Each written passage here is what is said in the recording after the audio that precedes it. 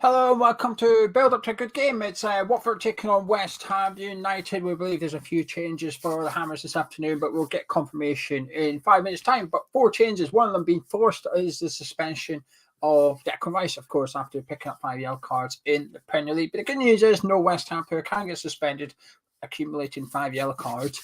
That's good. Gonzo, how you feeling? I'm pleased. It means we can foul people 5 times and nothing will happen. And we get 5 yellow cards. Brilliant. How you feel about the game anyway? Not looking forward to it, really. To be honest with you, no, not excited about it. To be fair, I don't know. I don't know whether that's because of Christmas or fixture congestion or the lack of form. It's hard to get me pecker up for this one. Gio, what about yourself? No, I'm not looking forward to it, to be honest with you. I've seen Ranieri sort of making a few little excuses already, saying he's only had 1 training session, blah, blah, blah. Oh, rubbish. Like anyone believes that. He might have had 1 training session with everyone. There's no way that everybody's been sat at home for the last 2 weeks or anything like that. Bugger off. Anyone that's not had COVID has been in there training.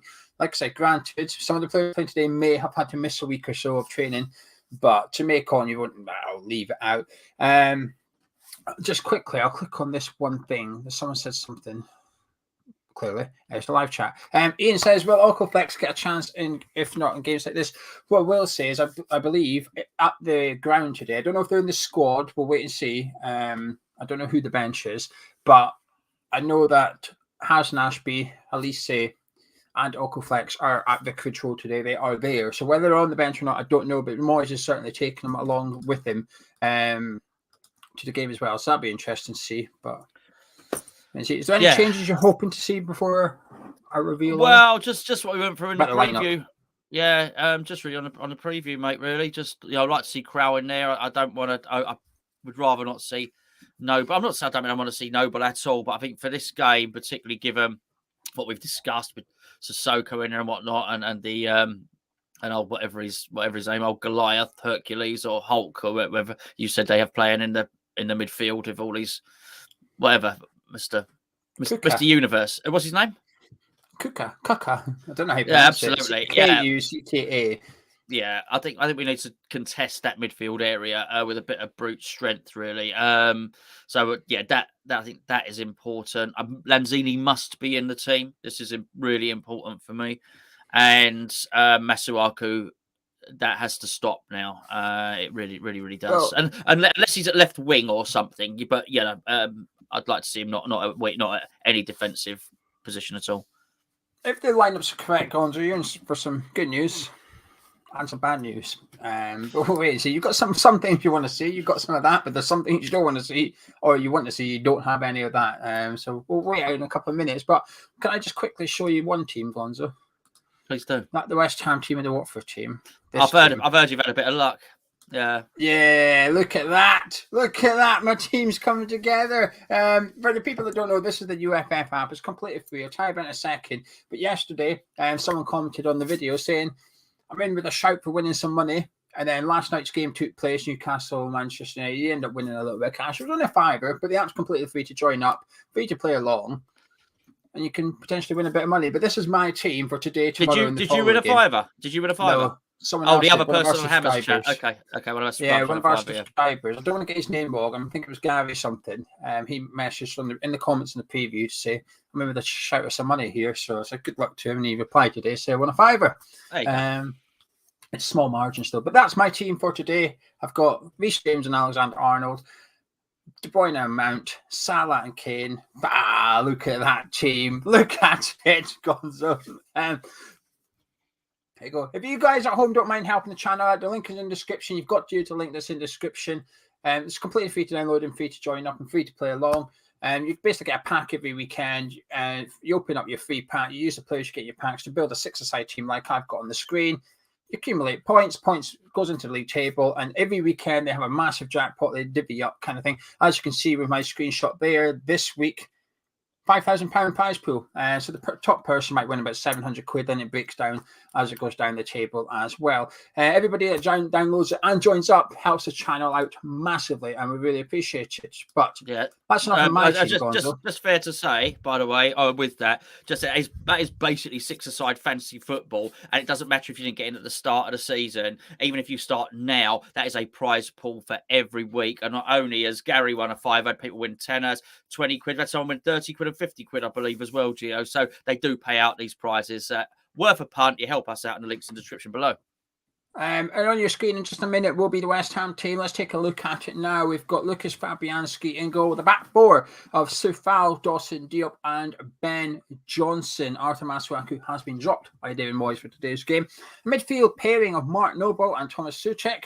Michail Antonio returns to the striker position with an attacking trio of Jared Bowen, Manuel Lanzini, and Said Ben Rama. Gonzo, what you thinking? Not bad. Not bad. I'm worried about the midfield area, as I said. I'm pleased to see Lanzini in there. Really pleased to see Johnson playing as well. Soufal had a bad game. A lot of people had a bad game, but he's the best option at right back there for us today with Johnson there on the left. It's just a better feel about that defence. What does worry me in the midfield here, and here's my concern. I don't think you can leave Mark Noble to cover at the back. To cover that back four. I don't think you can leave him on his own to do that job. And that's what we needed for this game, because Souček has been curtailed and he's had his wings clipped by Declan, and Declan's been in excellent form, and we understand the reason, everybody does, why David Moyes would allow Declan Rice the freedom of the pitch. Some people have been calling him best midfielder in the Premier League, and he plays like that on a lot of occasions. But what it's done is it's thwarted Souček. So Souček's not been able to get into the box to attack. And he was... Well, I mean, he scored 10 goals last season, didn't he, Souček? So we've missed that this season. I really felt it was important for this game. With Rice not being in there, we didn't have to pander to Rice, and we didn't have to give someone the freedom of the pitch. I thought it was really important that we liberated Souček and allowed Souček to go forward. My idea for Crowell in there was that Crowell could cover the back four because he is a defensive midfielder. He's disciplined. He's aggressive, and he's of a big stature guy, you know, and he's pretty mobile as well. My fear now is I don't think you can leave Noble there to do that job. So now I worry actually Souček is going to find himself in exactly the same position he was in that he is with Declan Rice. I hope to be proven wrong and Souček's given license to get forward, but that does worry me slightly in that midfield, really. Yeah, I'm concerned about the Mark Noble thing. Also the shape of the midfield too. If somehow we discovered Lanzini was playing alongside the other two, I'd be like, okay, you know, at least we're going to match them up for numbers of bodies kind of thing. I just think we're a bit lightweight in there. I think Souček's, it feels inevitable that he's going to struggle a little bit today alongside Mark Noble. And we've seen it last season when Mark Noble come in. He had some really good games as well, but there was also other games when Declan Rice was out where the midfield just struggled completely without Declan, or form wasn't good at all. And I'm just not looking forward to today. And it's a lineup I expect. Even though I expected it, it's still, while it takes the edge off the disappointment, there remains some disappointment that Crowell's not given a chance. You have to wonder what the point of having him is. You might as well just send him back in January, really, because we're not going to play him. We're not going to use him. He must be horrendously bad in training, or the deal must be horrendously structured that David Moyes feels that he can't use him in case it triggers something and we end up forking out big money for him. Either way, neither's good. Neither's a good thing.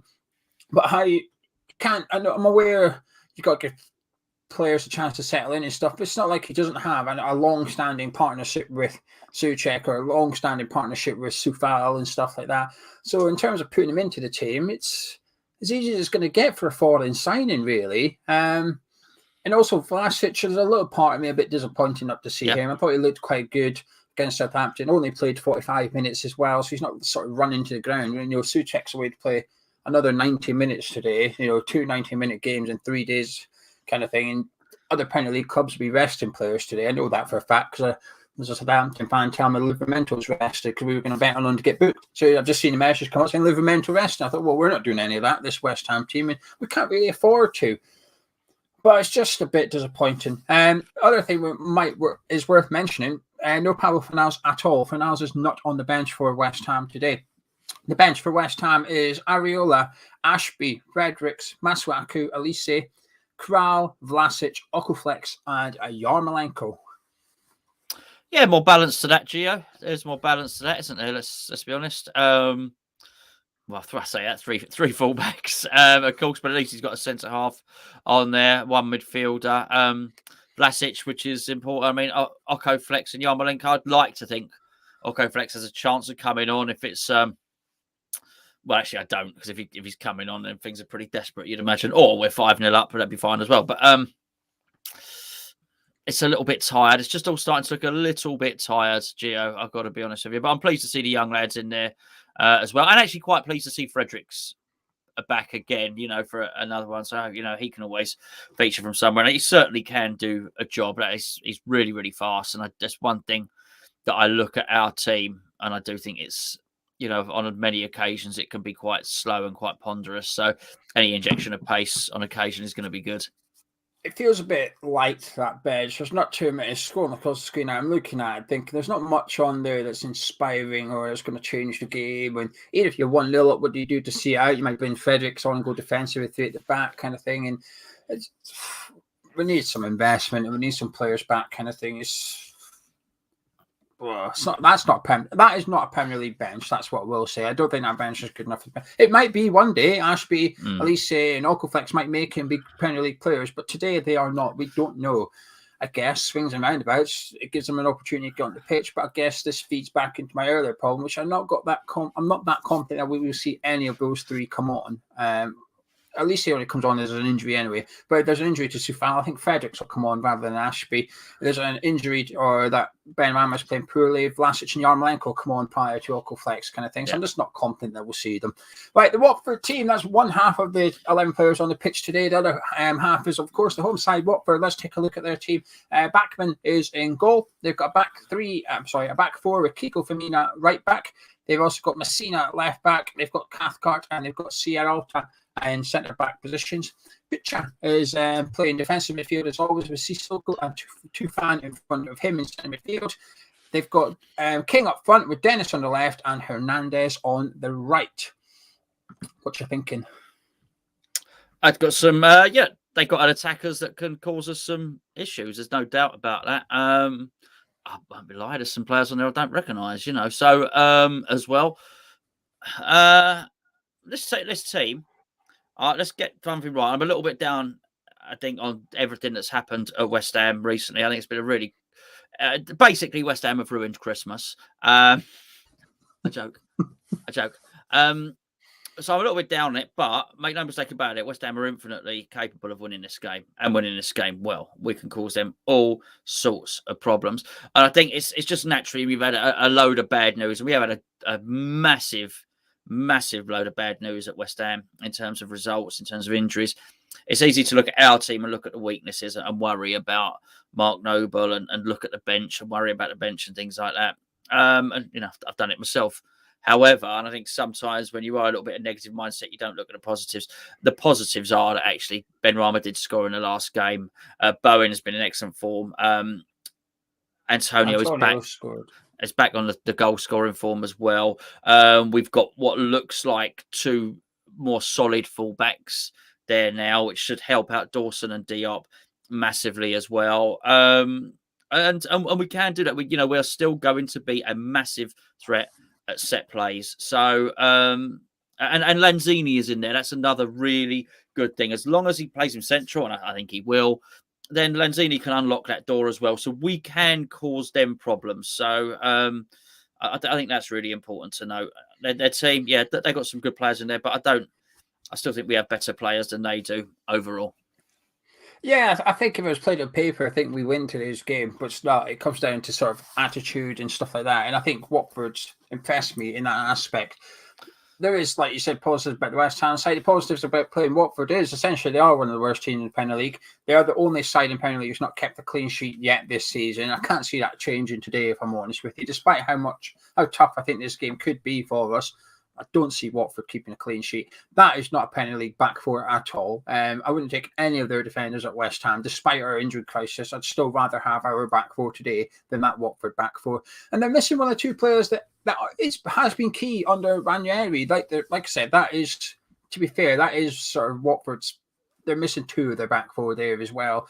Arguably missing the goalkeeper and Ben Foster. Tom Cleverley's not on the bench either, so I can only assume he's one of the players that's still out with COVID as well. So certainly Ranieri's got his own injury problems going on at Watford as well. So it's not all just woes West Ham. Watford have the same situation there. My fear is, as it was in a preview, that middle three there, Sissoko, Tufan, and Cuccello will bully our midfield. Even with Lanzini in there, he's not the most physical player, Lanzini. He doesn't mind doing the dirty work sometimes. But I've also seen him times where he lets someone run past him, he doesn't bother his arse running after him kind of thing. That's in the last few games as well, Lanzini. Dennis is obviously available. Out of everybody on the pitch today, I know they've had a 2-week break, but if you go by games rather than days and weeks, Dennis is the most informed player on the pitch alongside Jared Bowen. Probably even more informed than what Bowen is. He's most likely to score today, probably. It's going to be a tough game. Right, let's take a look at the Watford bench. We've got a former West Ham player, no Jeremy Ngakia, so that former West Ham player isn't on the bench, but Ashley Fletcher is. Remember him? Ashley Fletcher is on the bench for Watford, as is Imran Louza, Dan Gosling, James Morris, Camille Conte, Angelini, Sima, and Yao Pedro. They're all on the bench for Watford. And I say that our bench is a Premier League standard. I'm not too sure if theirs is either, Gonzo. No, it doesn't look too clever. It really doesn't. In fact, the longer this is going on, the more confident I'm becoming. I'm going to change my prediction. In fact, I'm going to change my prediction. Yeah, not great, is it? Let's be perfectly honest with you. Unless they're some untapped, unearthed wonder kids that we don't know about. And let's be fair, Loser has not got a particularly promising name, has he? Let's be fair. You wouldn't want to be called that. You can imagine what he gets teased with at school. But everyone's just doing that all the time, aren't they, to him, really? He's not that bad a player, to be honest with you. I've only seen him briefly, but he's not too bad. He's quite a young... He's like a defensive midfielder. He's quite young. I think he looks okay, Loser. Yeah, but imagine if his first name was Victor. I'd then question why the parents have called him Victor and his second name. Maybe his first name should have been Bad or something. Yeah, absolutely. Often the yes. There's a lot of options there. James could have had a bit of fun with. But anyway, right, we're going to be. I'm sorry, I've not had it clicked on. Ruben, you know me. You know me too well. I was going to go say a little bit cleaner there, but I like it and I appreciate it. And just to let you know, you're right on my level, my friend. Right, let's have a little look. Me and Gonzo are going to put a bet together now, and then Gonzo's going to come up with a reasonably funny phrase. The standard's been set though, and the bar is high, so Gonzo's going to come up with a better one than that possibly. What are you fancying for the old gamble today? Mark Noble card. Yeah, I'm all right with that. Let's get that in. Yeah, I'll have that. Yeah. Sometimes I'm a bit like, oh, are you sure? Nah, but that's going in. West Ham corners has to go in as well. It's always a guarantee. West Ham to get... We'll go 5 corners today for West Ham. I go 6. Right, okay. That's More in money. as well. West Ham to win? Definitely West Ham to win. Yeah, even though we didn't fancy in the preview, I feel like we're both sort of convincing each other. And who do you fancy to score a goal? And that'll give us decent odds. Dawson. You always pick Dawson. Do I? Yes, every time Someone you else do this, stole. you say, Dawson! All right, well, fair enough. Who else will score bar Dawson then? I think it's between it's Bowen or Antonio for me. It's Suchek. All right, got it. Yeah, Bowen or Antonio. Suchek's not going to get in the box playing alongside Noble, is he? No, but from a corner. I think we're going to score from corners. I've got a big Sam in me later years. Go on then, Antonio. Right, let's put Antonio in. That's good odds. That's good odds. All right, so £5 on £145 back. Let's just make £150. £150 to the winner if this bet wins. If West Ham win the match, West Ham get at least 5 corners on the game. Mikel Antonio scores any time in the match, and Mark Noble picks up a card. £150 cash. To enter, please, in the live chat, put the following phrase. A team of losers. A team of losers. Get that in there, but we want to see the correct spelling. It was on the screen. Charlie's changed it. Sorry. It's the guy on the bench. The guy on the bench for whatever they're called. Watford. There you go. Loser. There you go. A team of losers. L-Z-A. People are spelling it wrong. This is the problem. They are. Sorry, it's a play on words. There you go. It's Louza. It's one of their defenders, substitute defenders. We'll wait until someone spells it correctly. We'll still let it go. You're still entered into the we're not too competition. fussy, are We're we? not nasty. We're not nasty like that. There we go. Tommy's on. Oh, sorry. Oh, sorry. Big one. Sorry. There you Hammer go. down unders on it as well. Right. Yeah. What you saying? What you saying, Gonzo? How you feeling? Yeah, I quite like it. I'm ready now. I'm ready. I've changed my mind. I'm up for it. Amazing. Just talking to you, Geo. You're motivational. Made me feel a lot better. You should go in and give the team talk. I know they have the opposite effect on people. No, draining usually. It's actually raining outside at the minute. I'm feeling okay, actually. When we did the preview, it was a bit down, but the problem is we had to do this preview almost immediately after the defeat to Southampton, when the performance and the result was a little bit raw. And just before we'd done the preview, we'd done the player rating, so we had to sit there for 3/4 of an hour and dissect each person's performance individually. And it wasn't the most upbeat things. So we went straight into the preview, and obviously you just sat there and said about how each player was crap. Are we going to win the next game? Naturally, you're going to think, oh, probably not, to be honest with you. I wouldn't say I'm confident. I'm maybe a bit more optimistic than I somewhat was. And I still have the belief that we have the better team today. We have the better players out there. And I sort of get why David Moyes has gone for Mark Noble. I couldn't, for the life of me, I wouldn't have been able to stand if he chose Arthur Masuaku. I wouldn't have been able to defend him at all. And I don't necessarily saying I agree with the inclusion of Mark Noble. I don't. But from Moyes' perspective, I get it in terms of leadership, because captain at West Ham, number one's Mark Noble, fine. But let's just say, for whatever reason, he wasn't available. Then it's Declan Rice, we know that, he's unavailable. Then it's Aaron Creswell, he's unavailable. Then it's Ogbonna, we know that, he's unavailable.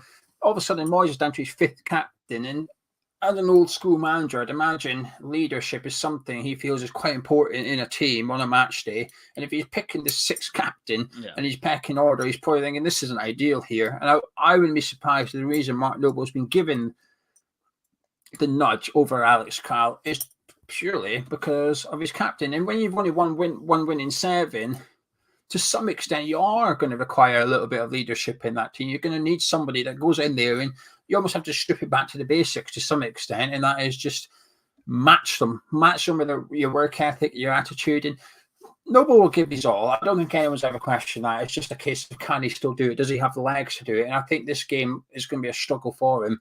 But like I said at the start, I remember when Rice was out last season, towards the end of it, Martin Noble put in a couple of man-of-match performances. Boy, we need another one today, though. I guess the slightly better thing today compared to last time is it's a one-off. Rice is available for the next game. We know that. But anyway, while I ask Gonzo, if you guys are in the live chat, please put in your thoughts. It could be about the West Ham team, the Watford team, or how you see the game going. Anything in relation to today's game. We'll have a little chit-chat and see what you guys are thinking. Anything you'd like to add before we ping on to live chat, Gonzo? Pam, that doesn't enter you for the competition. I just got to say that you're gonna have to, you can't get away with that. You're gonna have to type a team of losers, because that's the second or third time you posted that message, being nasty, teasing the England cricket team, who have been abysmal. Absolutely. I can't confirm to Teapot. I've not seen Crowell in training, but Crowell has seen Geo training and he was very impressed. I did, but I never claimed I have. What I did say was he must be crap in training, and if he is, then what's the point of having him at the club, kind of thing? And Martin saying the problem. Sorry, did you click on Amazon? That? Martin saying the problem is we're a better side than Southampton is still lost. He's not wrong. Thornton says good lineup today. Honestly, we should win, but it could go either way. It'll be a tough game. And Troy says that Noble plays worse than the kids he's alongside most of the time. Hard for them to be inspired. I don't know. I think he's a big character. I think if you judge these things just on what happens on the football pitch, Mark Noble does an awful lot behind the scenes. Mark Noble's on the phone to people constantly. Mark Noble organises a lot of stuff. Mark Noble will be. You cannot for that to be true discounts the force of a big personality in a workplace. He may well be very inspirational. You don't know, to be honest with you. I'd imagine he probably is. Yeah, Finn says that when we were terrible, Noble would drop a 10 out of 10 to end a bad run almost every season. Hoping that comes today. Kaiser said, Kraus should have played Ariola for Fabianski as well. And Uncle M says, Moyes likes to pretend he gives youth the chance, but in reality, that simply isn't true. I can see both sides of the coin there. Yeah. Scarborough says, not sure why Moyes doesn't trust Vlasic being one of our best attackers recently. Is that the most surprising thing? Because I don't think Mark Noble is necessarily surprising. I think most people expected it. But no, Vlasic is one that perhaps we've overlooked a little bit because of the inclusion of Noble and No Rice and stuff. And well, I'll tell you what I think about it is when he was doing this with Ben Rama, we were all convinced he was doing it with Ben Rama because it was a Sullivan signing. Vlasic is clearly a David Moyes signing, yet he's doing exactly the same thing. So I don't know. Maybe it's just the way he does things. He didn't want to put he did it with Fanals as well. Yeah. When Moyes come in, remember, he took Fanals out of the team and then waited quite a long time until he put Fanals back in. So maybe does need to see it. This is the thing, Geo speaks about training. No, we're not there. But maybe Moyes needs to see a level of performance in training consistently before he puts someone in. Maybe it's that. I don't know. But the other thing is, what I think he wants to do is use up. It's like having a tank full of fuel. I think he wants to use up all Ben Rama's petrol before he goes up to the Cup of Nations because he can't then use him for 4 or 6 weeks, whatever it might be. So I think then you'll see Vlasic. Phil saying Mark Noble, I assume he means look poor in Europe in the Cup. He'll be eaten alive in the Premier League game. Tony says, has a red card of pen feel about the game? I could be wrong and normally am. So are we, Tony, but it doesn't bother us. We've been chatting and stuff for 6 years and we're still wrong. Made a channel out of being wrong, yeah. There's enough people saying this that it's been confirmed that Fanals has got COVID, which would explain the exclusion. I've not seen it officially, but I've not looked for it, if you know what I mean. I've just been sat in here, but there's enough people in the live chat saying it has been confirmed and that he's got COVID. Sonny Verse says, I'm having to watch this game while I'm driving around since I live in the United States. I'm nervous for this, but feeling confident we will win 3-1. Watching the game whilst driving? I don't think that's safe, is it? I don't think so. I mean, it can't be. It can't be safe. Watching a game and driving. That's, in terms of safe, there's starting Noble. Under that is him driving around while watching the game. Under that is starting Masuaku. Starting Masuaku is even more dangerous. But it's on the barometer of danger. He's not quite there, but they say don't text and drive. That's something that they actually say. That is a slogan that's used. Don't text, drive. Definitely don't watch the match and drive. I think we can safely say that is a Hammers Chat mantra. Don't watch the match and drive. Usually, car crash is what you watch on the pitch, not while watching what's happening on the pitch. Yeah, absolutely. Hammer 1999 said, "I thought Vlasic coming off at halftime indicated he's been rested for today." No, I did you? Yeah. Why would you rest a player 1-0 down? Why, if you're 1-0 down at halftime, why would you think, well, I'm going to play you then? It's my best player. It's the only thing that made any sort of sense at the time at all, because there was no reason for him to be taken off the pitch against Southampton. The only thing I could think was he's just trying to run, as like I said, get everything he can out of Ben Rama before it's just match in 2 days. It's the only thing that made any sense. I was expecting him to play today. No, I didn't see it. I think Moyes just left Ben Rama on because he feels like he's got what have you found that's funny? That's Celtic Hammer. Well, I can't see it. I'm not at the bottom of the comments. I don't know if I can put it up. I don't know if I can pop it up on the screen. I don't know. Go on, click on it. Just don't read it out. It's fine.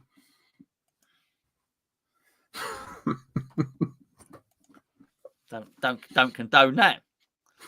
I do. Parking. Bring it on. Bit dogging. Ruben says, I thought the Red Bull model was having faith in young players. Been a bit disappointed with the lack of youngsters playing. Alan says, a team that scores a second goal today wins. Oh, he likes to be cryptic, does Alan? Do you know what? Tune in next week. Alan will say the team that gets the 5th throw in wins the game. But I mean, it makes sense though, because if the team that's 1-0 up scores, they've then gone 2-0 up, but the team that's 1-0 down scores the second goal, then it's 1-1 and they've got momentum. So it's quite like. Yeah, that's a lot of thinking. That's a bit Stephen Hawkins for this show. I've got to be honest with you. Tom says all Noble does is pass sideways and backwards. His legs are gone. Crowell's not been given a chance. Time for Moyes to take some blame here. Inept manager. Imagine if he does come out with no legs. He's just a stump that sort of waddles out. Crikey, his legs have gone. He's got no legs. I think he has got legs. They're just not as fast as they used to be. Kevin says, need a result, cheer me up. Flying in tomorrow. Daughter's boyfriend now COVID and messed up New Year. Coming in, I think he's in Spain, Kevin. So safe journey, my friend. Safe journey. I guess you're going to have to leave him in Spain. I don't know. Mark says, whatever the state of game, we all know Okaflex is not getting on the pitch. Yeah. Yes, we do. hard to say. James says, good news, if we're going by his pass completion against Southampton, Fornals won't be able to pass it to any other teammates. It was very good. If you could get over here quickly enough, come and watch the game. You can even join us on the review, Nick. Happy New Year. Right, okay. How are you feeling? It's coming up to the Charlie time. It's nearly Charlie time. So what are you feeling? What's your I beg your pardon. I don't need that sort of pick me up before the game, mate. I'll stick. You're not driving. It's fine. You're fine. Yeah. I'm all right now. I'm all right. I'm quite positive about the game. I think Antonio and Bowen in particular can really cause them some bother. I want to see some purpose from Benrahma. I want to see him beat his man and then do something. Score, assist, make the pass. He needs to do something different. If I was an opposition manager coming against Benrahma, I would say, look, he's going to do a step over, he's going to step over, he's going to cut inside, and then what he's going to do is he's going to look to try and curl the ball into the top corner. And I would, there would be a DVD, whatever, it's not a DVD anymore, is it? But whatever, there'd be a video clip that you'd be giving to the fullback to say, this is what he does. It's amazing. For someone with that much technical ability, he's very predictable. What Benrahma needs to do today is bring unpredictability into his game. He's got the skills to do it. Change it. Do a pirouette. Do a nutmeg. Do something different. When you think you're going to drive right, drive left. When you think you're going to do that right foot shot to cut into the top corner. Do a feint shot, and then cut inside. Do something different, because what you've been doing, they're going to be ready for it. Because he could have a real impact on this game if he just tweaks things a little bit. What do you mean, do a feint shot and come inside? That's what he does all the time. That's the most predictable Benrahma move there is. No. Because what he does is he shoots with his right foot. What I'm saying is, when he gets to that point where he looks like he's shaping for that shot to top right corner, drop the shoulder, drop in, and then drive into the box with the left, and then do a short ball across the face of goal. Something. Do something different. He's got I don't say he's a one-trick pony, because he could do so much more. But from a strategy point of view, if you were looking at him, if you were looking to give a dossier on him, he's a bit of a one-trick pony, and he needs to mix it up a bit. Yeah.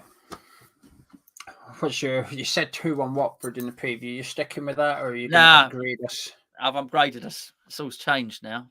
It's all changed. What you saying? 3-1 West Ham. Bloody hell! I mean, there's getting a little bit more hopeful. That's just gone from one thing to another. It's because it's Charlie time. It all feels different now. I'm going to say 1-1. I'm still going to upgrade us slightly. I think I don't want to get too carried away, because all these players we're looking at thinking could be in for a good game, I felt that for the last 2 months, and some of them haven't put in good performances and stuff. I'm hoping Antonio being dropped for the last game has an impact. I'm hoping Ben Johnson having a rest in the last game helps. Certainly will be defensively more solid at left back today, so that's a bonus. The thing is, I think Mark Noble and Lanzini playing together in the middle of the park is not necessarily a bad thing. I think them two are probably the best players on the ball on the park today out of both teams. Like, all 22 players on the pitch, Advanced and Lanzini and Noble are possibly two of the best passers out there. We need to see it. If we get sucked into this sort of physical battle with Watford, they'll beat us. So we need to try and just stay away from that aspect of it without being too pushy, if you like, and just try and play football. You know, this is one of the worst teams in the Premier League. We've got to show that today, that they are one of the worst teams in the Premier League. Sat, which is Pocky Punk, is on 2 spanners. What is that, Gio? What's he talking about? What spanners? What's he talking about? Spanners is the Patreon podcast. It's one that Charlie May does with a Patreon every week, and he was a guest this week. So we do a Patreon podcast for patrons, and the guest is a patron. You want to find out more? Links in the description. Patreon.com/HamishChat. You're going to join up for the month. Don't do it just yet. It's towards the end of the month, but certainly on New Year's Day is the best time to join up. Massive thank you to Michael for the $5. Thank you, Michael. Today we stopped the slide 3-1 West Ham. He's agreeing with you. He's got more optimistic. Maybe I he's on like it. Charlie. Yeah, quite right too. Yeah, it's that sort of time, as we know. Yeah. Speaking of Charlie. Hello. Hello. What an entrance that was. I quite liked it. Oh, I like that. Hold on. Let me try that. Let me try that. Hello. You didn't. Wasn't quite as jolly, but I'll take it. Nah, I'll take it. I wasn't as jolly as you. No, yours was more like me about half an hour ago when I woke up. Do you know what I mean? Hello. That was too. No, someone's been on the Charlie. There you go. Hello. Right. Anyway, right. My 7 guns are going to disappear in a minute. Before we do, make sure you subscribe to the channel, drop a like on it. Don't go anywhere because Charlie's here for the duration of the match, and at full time, myself and Gonzo will be back to discuss what we have just witnessed over 90 minutes at Vicarage Road. Hopefully, celebrating 3 points for West Ham. There you go. Hello. Thank you, Geo. Thank you, Gonzo. And thank you, of course, to Stuart Morris Accountants. They're, of course, your accounting professionals, personal, business, whatever you need. They can do those numbers for you. Because I'll tell you what, they're not fun. Take it from a former accountant, right? Take it from a former accountant. Doing any of that sort of nonsense, not good. So why not get someone else to do it for you? Stuart Morris Accountants, thank you very much. A West Ham fan hooked us up. They're based in Ilford. Check them out. If you need accounting services, I would highly recommend them. Thank you very much to Stuart Morris Accountants. And thank you very much to you for joining. Hello, everyone. Hello. It's going to be a new thing. How are we? Hello. How are we all? I hope you're good. Hope you're well. Gonzo's biggest fans giving me a holler. Hey, hello. Big place. Let's start with bold maneuvers on a scale of 1 to 10. 1 being the most confident possible, 10 being the least confident. 1 being the least confident possible, 10 being the most confident possible. How confident are you of a West Ham result today? Chuck, good to see you. Schizo, yes. Hope you had a cool. You too, bro. I hope you had a lovely time. Nice beer trim. Thank you. I do need to. I don't know. We'll see what happens with it. But I appreciate it. Afternoon. Good to see you. Hello, Chris. Hope you're well. While you lot give me some numbers, let's run through the teams just in case you don't know them. Just in case you didn't see them running along at the bottom of the screen just a moment ago. West Ham lineup as such: Fabianski in goal, Kufal, Dawson, Diop, and Cresswell in defence. Sorry, not Cresswell, Johnson in defence, with a double pivot of Noble and Souček, because of course Declan Rice is out suspended today. We then have 3 behind the striker of Bowen, Lanzini, and Ben Rama, with Mikhail Antonio up front. The bench being Areola, Ashby, Fredericks, Masuaku, Elise, Kral, Vlasic, Okoflex, and Andre Yarmolenko. Watford lineup as such. Now, as you can see, they're the worst because that is in numerical order, not team order. But don't worry, I thought it through and we've gone to WhoScore to find out actually how that team looks on paper. Backman in goal. From right to left, you have Firmina, Sierralto, I can never pronounce that name, Cathcart, and Messina. Kuka is playing as the defensive midfielder with Tufan as Sissoko ahead of him. Hernandez on one side, and then either Dennis and King. 1 up front, 1 on the left. I'm not sure which way around these two will be. This way seems to make sense, but also so will the other way. So I'm not sure. And just in case you want their bench, it is Angelini, Luza, João Pedro, Seema, Gosling, Ashley Fletcher, former West Ham player, of course, Morris, and not Conte, not that one. Conte. But anyway, those are the lineups. Ashley Fletcher goal incoming. But let's have a look at some of your confidence levels. I'm pretty confident. I can't lie to you. Schizo says not too confident. I hope the team proves me wrong. 5 out of 10. 7, mildly confident. Buckle up, boys. Mid-table, here we come. All right.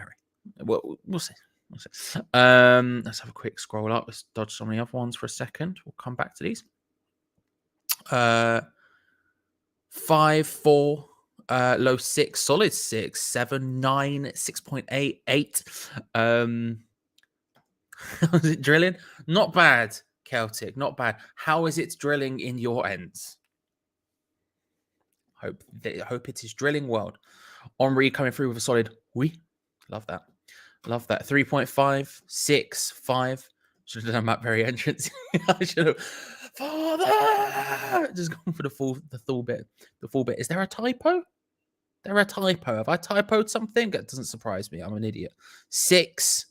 See Mr. Pete Hammer. 6 6 4 2 6 6. Lost 6 is 5 3 4. 6 4 10 1. Says the Spurs fan. Somewhat biased on that one. 5.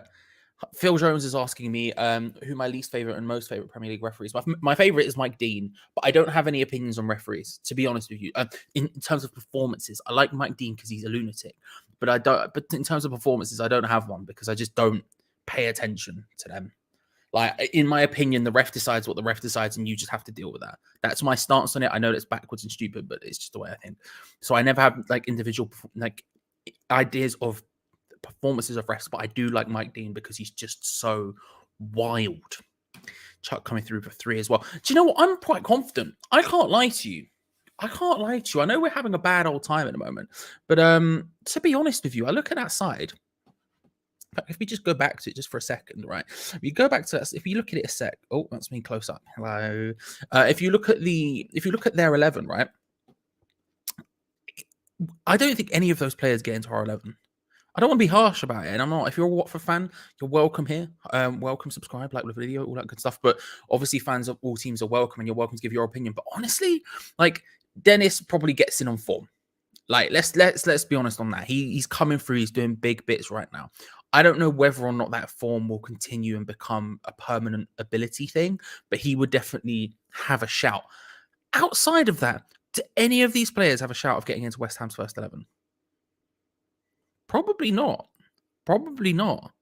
Like, I don't know. Sissoko's doing relatively well, but like, I don't mean to be harsh about him. It's giving me a lot of confidence. I was feeling iffy a little bit to some extent.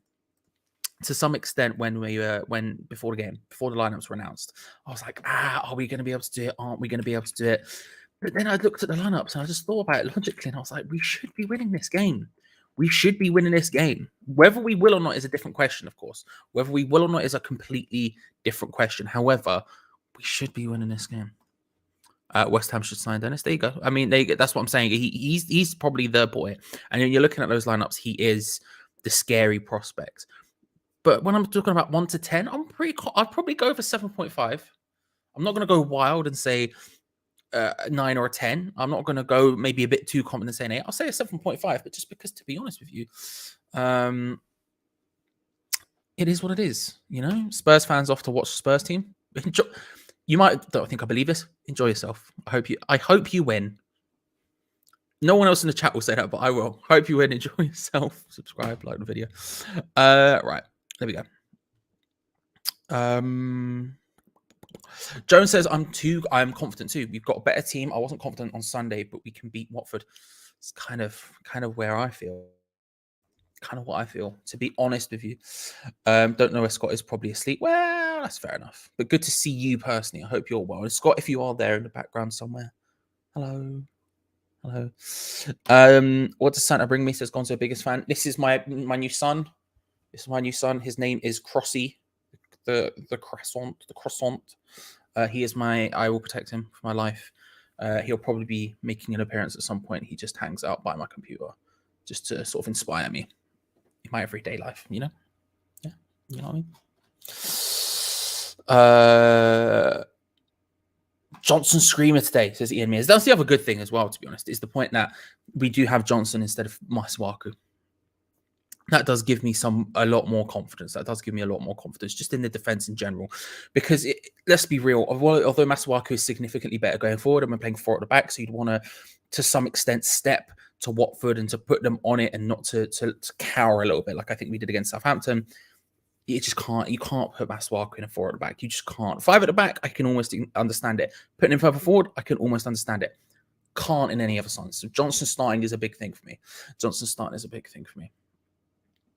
Johnson is decent, but not better than Tommy Kathu. Yeah, I'd agree with you, Mr. Henry. Or we, as you might say. I do agree with you. Again, probably not many people will, but I will. Right. what I'll say to you quickly, Spurs fan, I find what you've said there hilarious, but that's life, son. I think that's brilliant. But what I will say is this: any fan of any club is welcome, including yourself. But if people do tend to individually antagonize, that's when I start banning people. So you're welcome here, but if you try to individually antagonize people, I'm giving you that warning now. But that's life, son. Got me.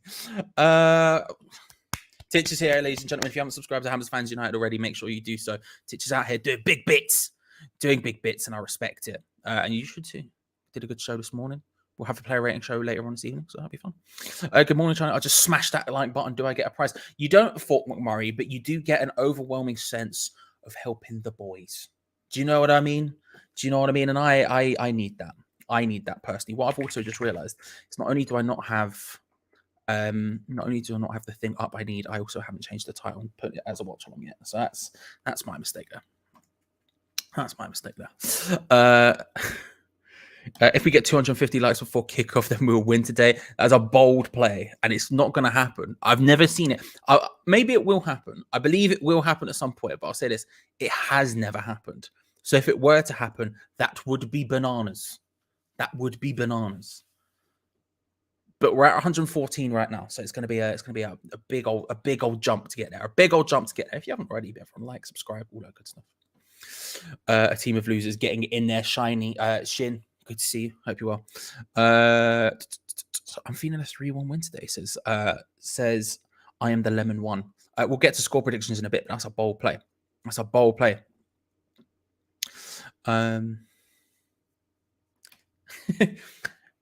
Thank you, Spurs fan, for subscribing. I appreciate it. I assume I will see you again soon. Challenge accepted. Hit the like button. There we go. Noble is a bad choice. Kral must be awful. You should choose Noble over Kral. Me and Titch were just having this conversation before we went on. He is captain after all, and we do need leaders in this team today. We need leaders. We need people who are going to step up. We're in a right form. We've even in the last game where we played better, we still lost. Noble will give 100% no matter what. That's not to say Kral won't, but it's to say that you can guarantee 110%, and he's a leader on that pitch.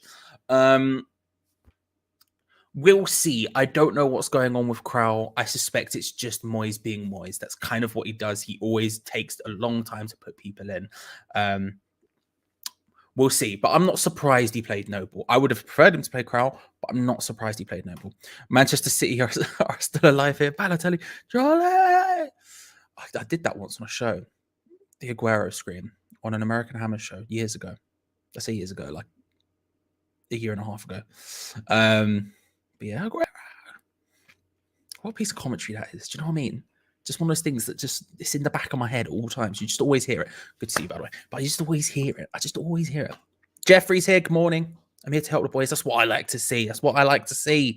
Woody, I stand by my prediction. The team who scores today, to score second today wins. They'll go 2-0 up or they'll equalize with momentum. I love it. I love it as a vibe. I did also see, though, when Gonzo said Dawson to score, you said Lanzini should be the person we bet on, and you're getting dangerously close to jinxing it, Alan.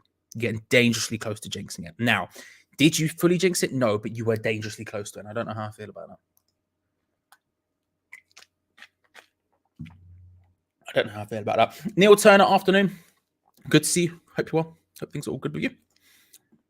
I like the video. Let's win. Big plays, Dylan. Big plays. Right, let's have a scroll up because I've missed a lot. So let me have a little scroll down. Fornals has COVID. Yeah, unfortunately, if you're wondering where Pablito is, such as Emilio is here, he has caught the coronavirus and so misses today. He's neither on the bench nor is he in the starting 11. I'll put the starting 11s back up there. There we go. So we are.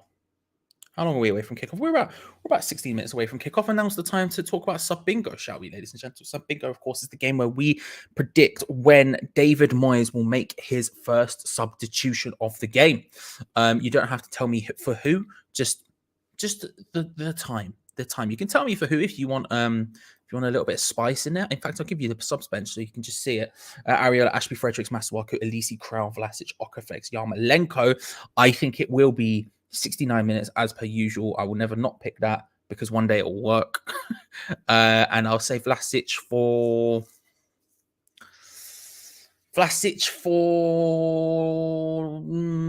Lanzini.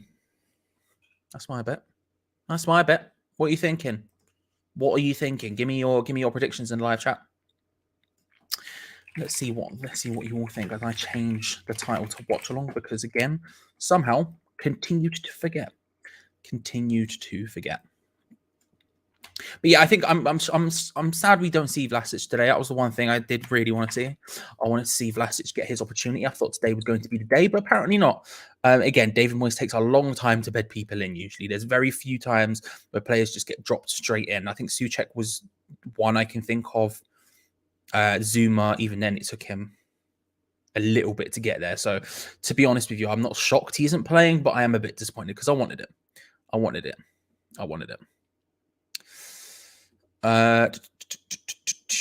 Right, where we at? Do you have anything on other than your t-shirt? Rumor has it you're naked blowing a camera shot. No, I got. They are fleshy coloured to some extent. Jesus, I got my my lovely pinky, peachy, rosy pajama bottoms. But I do have a duvet for warmth. You gotta be comfortable in these situations. You gotta be comfortable. Thank you, the Spurs fan. Good luck. Enjoy your game. I genuinely do hope you win. Vlasic, Ben Rama for 75. I think final score will be 2-1. We'll get to final scores in a minute, but I like the confidence, Sean. I do like it. And Crowell for Noble, Vlasic for Lanzini. Interesting. Not much on the bench, so 75 minutes. Fredericks for Noble. Fredericks is an interesting shout. Could come on in a more advanced position as well, as could Masuaku. 5 minutes, Areola for Fab. Henri, we'll see. Edits also likes Areola. I do as well. I would have started him today just because of fixture congestion, but it is what it is. 65, 72, someone for Bowen. 71, 56. So at half time, again, Crowell for Noble.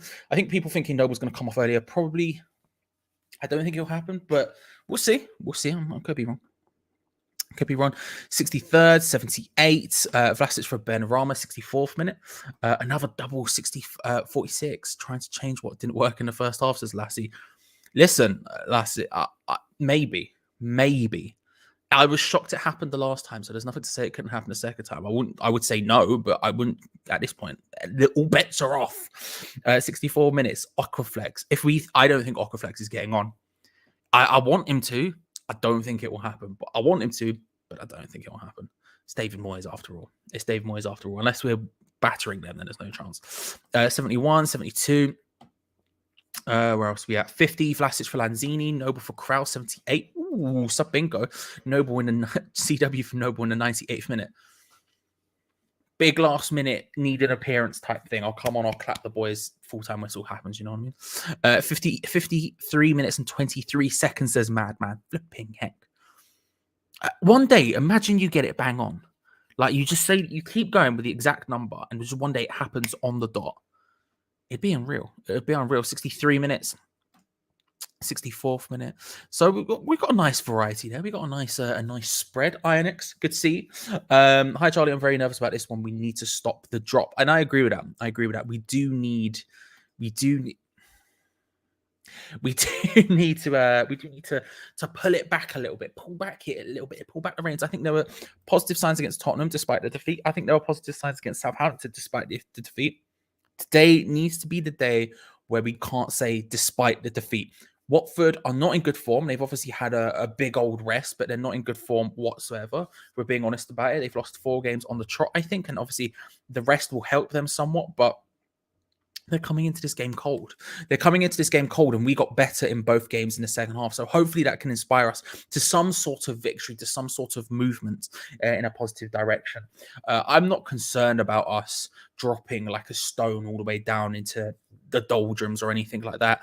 I still think we'd probably keep a top half position regardless. But this needs to be a game we should be getting a result in. Like I said, I don't need to be harsh about it. If there are any Watford fans in the chat, you're welcome to stay and everything else. I don't mean this to be harsh, but there is arguably not a single player in your starting 11 who would get into our starting 11. And in that sense, this needs to be a game we'd be getting 3 points for if we have any hope of getting a top 7 position, the top 8 position, which is realistically what the goal should be for West Ham. It needs to be top 7, top 8. Anything below that, you're getting a bit more disappointed. Anything in the bottom half of the table, you're failing. But the goal should be top 7, top 8, even though we have a lot of competitions. But how do you feel? How do you feel? Let's get on to those score predictions, shall we? We are just under 10 minutes away from kickoff. Let's hit some score predictions up, shall we? And while you lot do that, I'll remind you that I am live all throughout the game and every single West Ham match live here on this channel, no matter what. I think I missed one last season because work got in the way, and that's it. Every single other time I've been live on this channel doing a watch along, so make sure to subscribe. If you haven't already, hit that bell notification so you don't miss out on any of our cheeky little watch alongs, and like the video. If we get 250 before the game starts, as Titch said, we will win. To be fair, we've jumped up a significant amount. We're at 153 now, which is higher than I thought we could get before a kickoff. I never thought that would be possible. So we'll see what happens. We'll see where it ends up. I still don't believe 250 is possible, but my God, you're getting significantly closer than I thought you were. Let's have a look at some of these score predictions, shall we? Scroll up to the top of it. Where are you looking? Where are you, Charlie? Looking sunny. I'm in my house, surprisingly, because it's on Amazon for once. So I can actually watch it from here quite easily. I don't have to go to my holiday home in Idaho, North Idaho in America, or anything like that. It's not as sunny as it looks, though. I will say that. I will say that. It's not as sunny as it looks. There's some tricks going on here. There's some tricks going on here. Let's have a gander. 3-1 says Jamie Hunt to West Ham. Love that. Again, it's just precise times for these sub bingos, madman. And one day it will happen. Hammers Fans United. Big Titch is saying 24 minutes sub due to injury. Stress me out like that. Although probably yes. Knackered needs a poop, mate. Go have one. You know what I mean? Listen, we all have. Listen, I've had too much fire recently. I know the vibe. Sometimes when it hits, it hits. You just got to go for it. And in my opinion, mate, go for it. You know, you got time. You got time. Unless it's a big one. 73rd minutes. Kobe Hardy. I have heard that before. Good. I'm glad I'm speaking some sort of sense. I hope that's what it is anyway. Sohan Banerjee is saying 2. I'm confident. Hope more than that. Hope more than that. Scroll down. But Soham's also saying 2-1 to West Ham. Love that. Oh, you typed in 2 before. I see what happened. So I'm saying 2-1. Good to see it, Soham. Love that. Love that. Love that. 1-0 West Ham. Adam's come through with a cartoon 11. Adam will come back to that in a moment. 3-1 West Ham says Mr. Henri, 71st minute. Kieran's here. Good day, Kieran. Hope you're well, sir. Hope you're somehow managing to stay awake. I appreciate it. Kieran's on Australia. It's rough times there. 2-2 Dawson versus Dennis doesn't give me much confidence, although Massive WATWHU doesn't start, which helps, says Mark. I agree with all of that to some extent. I'm more concerned about Dennis against Diop. Although Dawson, I don't know. We'll see what happens. I think Noble is only playing because he's club captain, and maybe if we get a penalty. Maybe not wrong, Steve. Maybe not wrong. Dennis would get into West Ham starting 11 every time. On form, he would at the moment. Yes, that's the one. That's the one I will concede.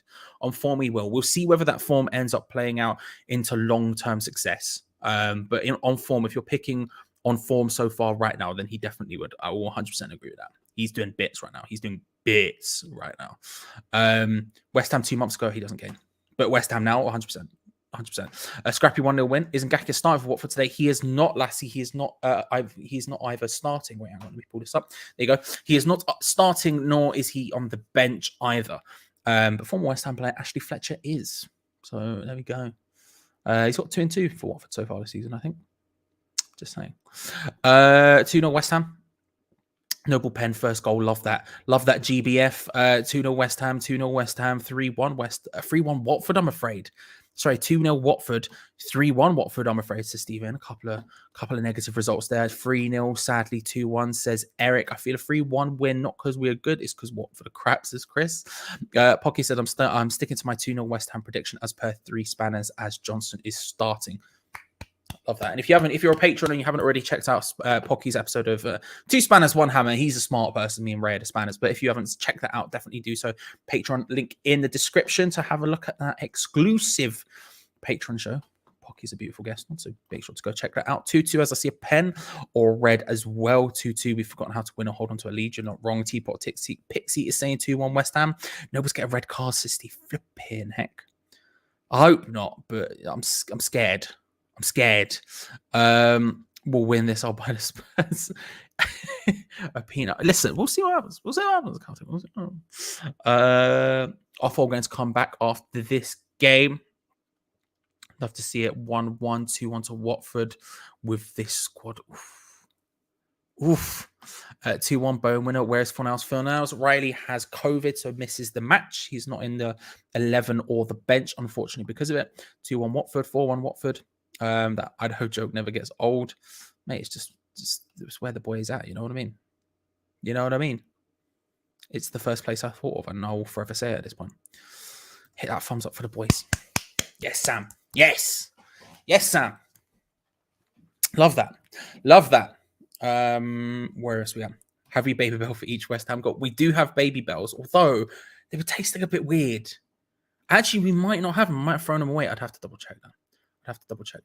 3-3 Crowley winner. All right, Charlie says, Roy, good to see you. Hope you're well, my friend. Crow won't come on, conversely. 1-0 says Matt. I feel like Todd. Good to see you. Todd, good to see you. I said 2-1. I said a 2-1 win. I do think Watford will score. Like we say, Dennis is in good form. And I feel like there's a good opportunity for Watford to get a goal here. We're sort of all out of whack. But I do think we are better.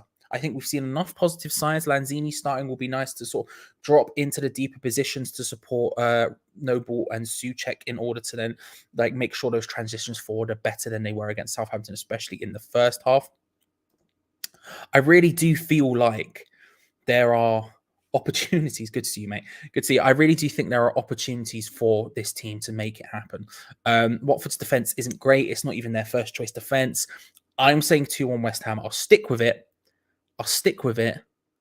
But we'll see what happens. We are just under 3 minutes away from kickoff. Off to find a link. Catch you later. Cheers, bro. Good to see you. Fork McMurray, Ian, thank you very much with the 10 Canadian dollars. We appreciate it, bro. Thank you so much.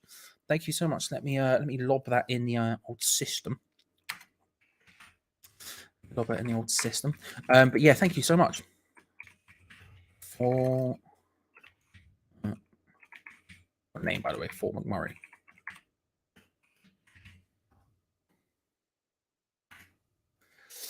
There you go. Thank you very much, sir. Appreciate it. Don't know, sir. Greatly appreciated. Can we get 200 likes before kickoff? How close are we? How close are we to 200? I doubt again. That's a high amount of likes to get before kickoff. We're at 173. Flipping heck. That's incredibly close. That's significantly closer than I ever thought we'd get. I can't lie to you. But that's bloody close.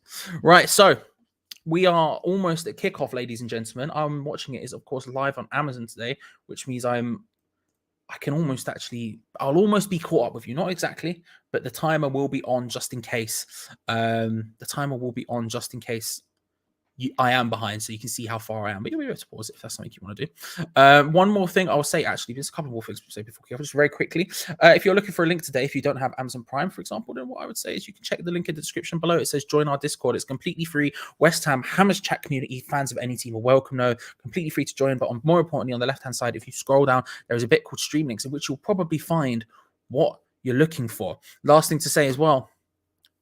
Cartoon starting 11, Popeye in goal, left back Yakko, Hank Hill, Pepe Le Pew, centre back Snoopy, right back Shrek, Arthur. Oh, every day when you're walking down the street, everybody that you meet has an original point of view. Taz in the middle, Cartman left wing, Courage the Cowardly Dog at right wing, Johnny Bravo up front of the bench with Fry, Billy and Mandy. Big place. Fry doing bits coming on as a sub. Do you know what I mean? I love those. I can't lie to you. I'm here for it.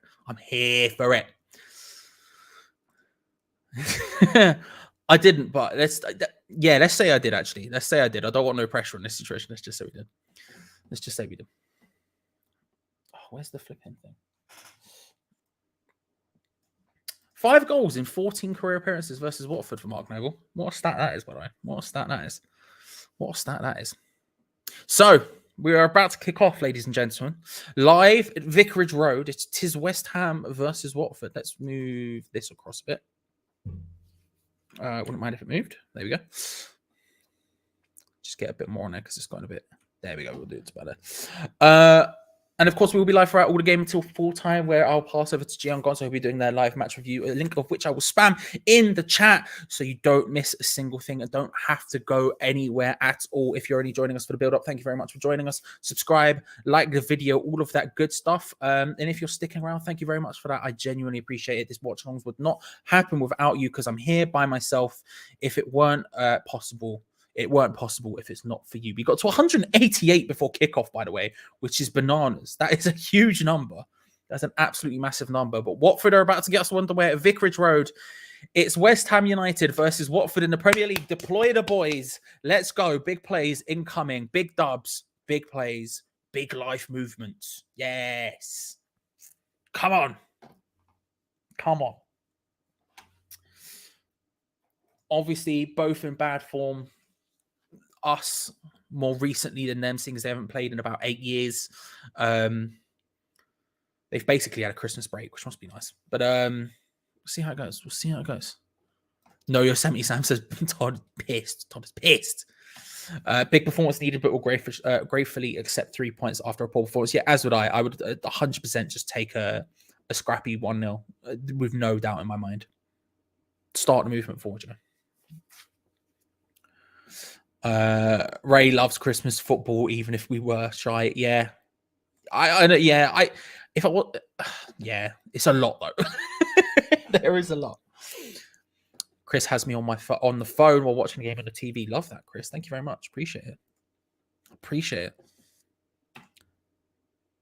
Because it's dyslexic. It's just a solid joke, isn't it? It's just a solid joke. West Ham in the early stages of the game, taking it to Watford, sitting deep. Obviously, Mikel Antonio finds himself out wide because why would he not?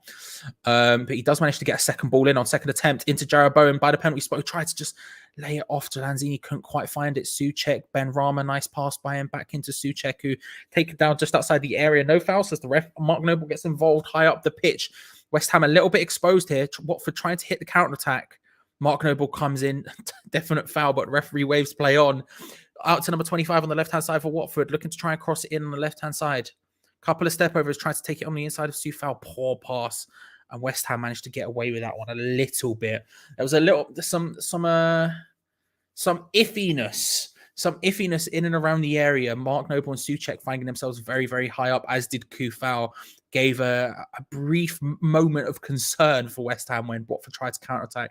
But fortunately, they couldn't quite find a good pass and move forward. I do like Vicarage Road as a ground. Glad to see Johnson back. Didn't deserve to be dropped. Yeah, I agree with that. If we had Cresswell back, I would have dropped Soufal for Johnson in this game, to be honest with you. But it's good to see. Got the Israeli feed, which switches between games. Steve, I have no idea what's going on there. I hope you figure that one out. Van Mosler Watford says, Luis, subscribe and like the video, Luis. Charlie, you're only 7 seconds ahead of me. How is this possible? Because it's on Amazon, isn't it? So I can actually watch it at the time it's happening. I don't have to wait for any sort of delays for definitely not illegal streaming. So it helps. Do you know what I mean? It helps. I can actually be in time. I said that to Titch earlier. I was talking to him and messaging him. I was like, I'll actually be live for once almost. It'll be incredible. Stevie. Big disagreement on that one, but I appreciate you nevertheless. Game on muted. CW commentating. This is the way. I don't know if it is, Jeffrey, but I'll take it.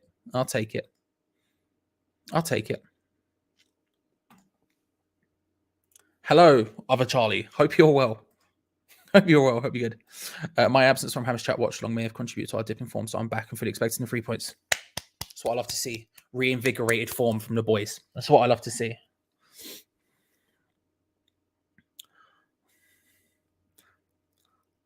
Ben Johnson, a little bit concerningly. He's dealt with that well, to be fair. He's dealt with it well. There was a moment where it seemed like Ben Johnson was going to be slightly awkwardly out of place for that one, but he dealt with it well. West Ham win a throw in very deep in our own half. Johnson does step up to take it. We are so bad at throw-ins. Maybe it's just because I watch West Ham and I don't see enough other teams, but I swear no other teams is back. Oh my God, Emmanuel Dennis is just put in an absolute belt. That was a beautiful goal. That was an absolutely beautiful goal. I wasn't even talking about it because I thought it was in such an awkward position for him to take it, but he has absolutely pinged that in top bins. Fair play to the guy. That is very, very good. We said he was the one player. We said he was the informed player, and we were not wrong.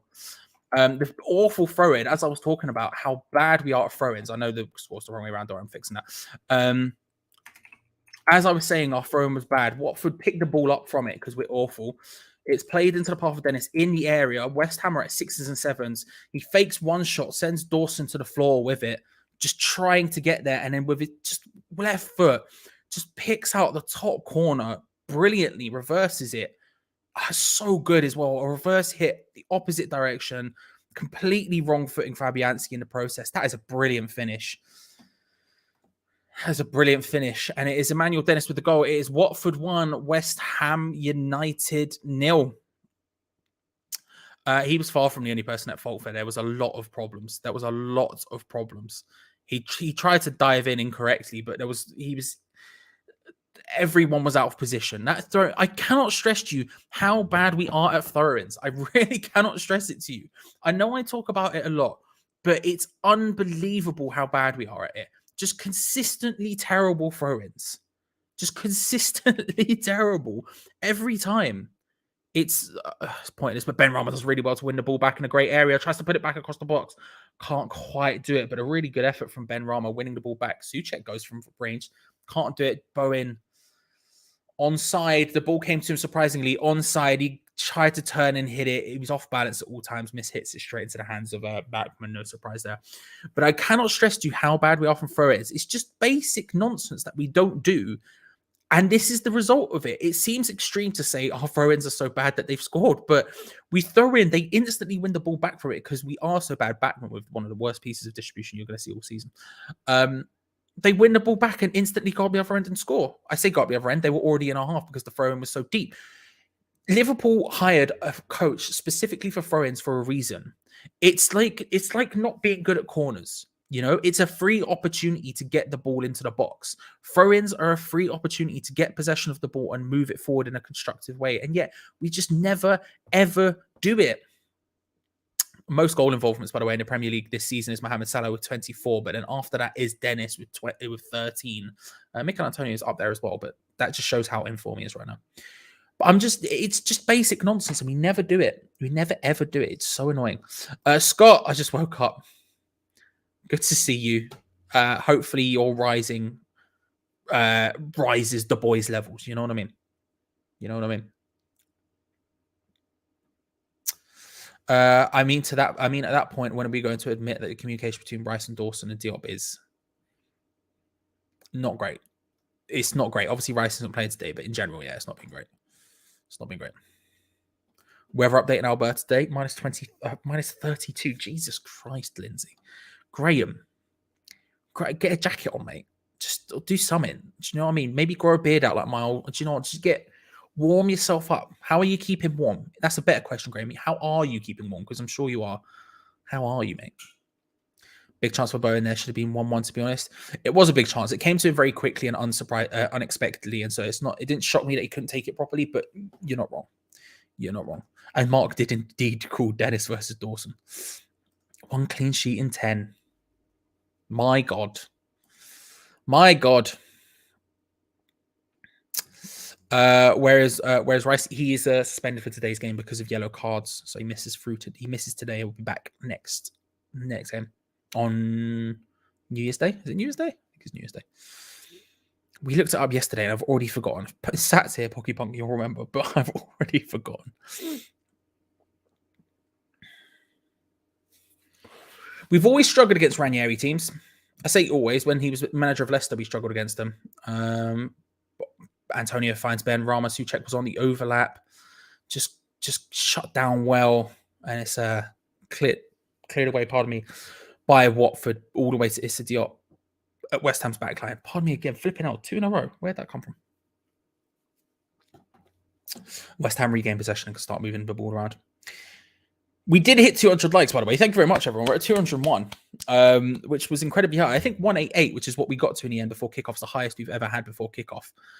So hitting 200 this early is mad. We may be able to hit 300 at this rate. 300 is the dream for all the watch-alongs. We hit it a couple of times, but not much. Or Ben Rama in a good position to hit. Does. Holy moly.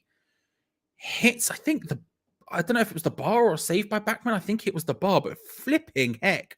The ball came flying across from Jared Bowen on the left-hand side. The right-hand side.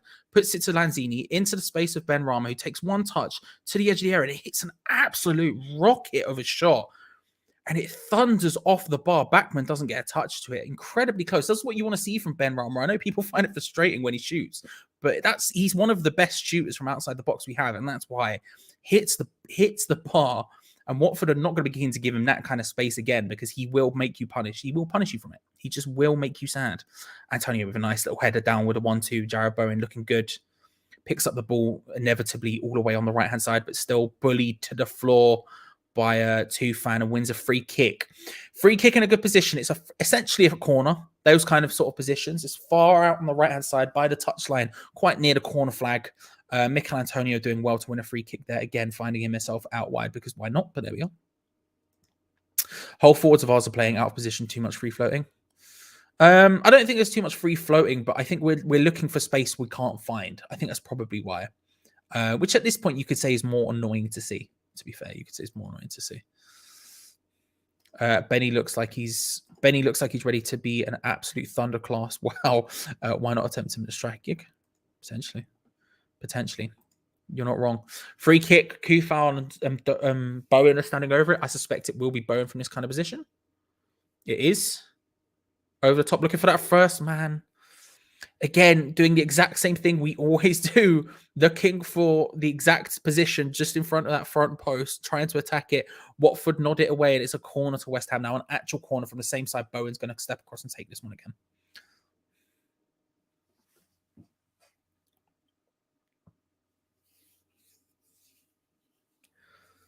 Here you go.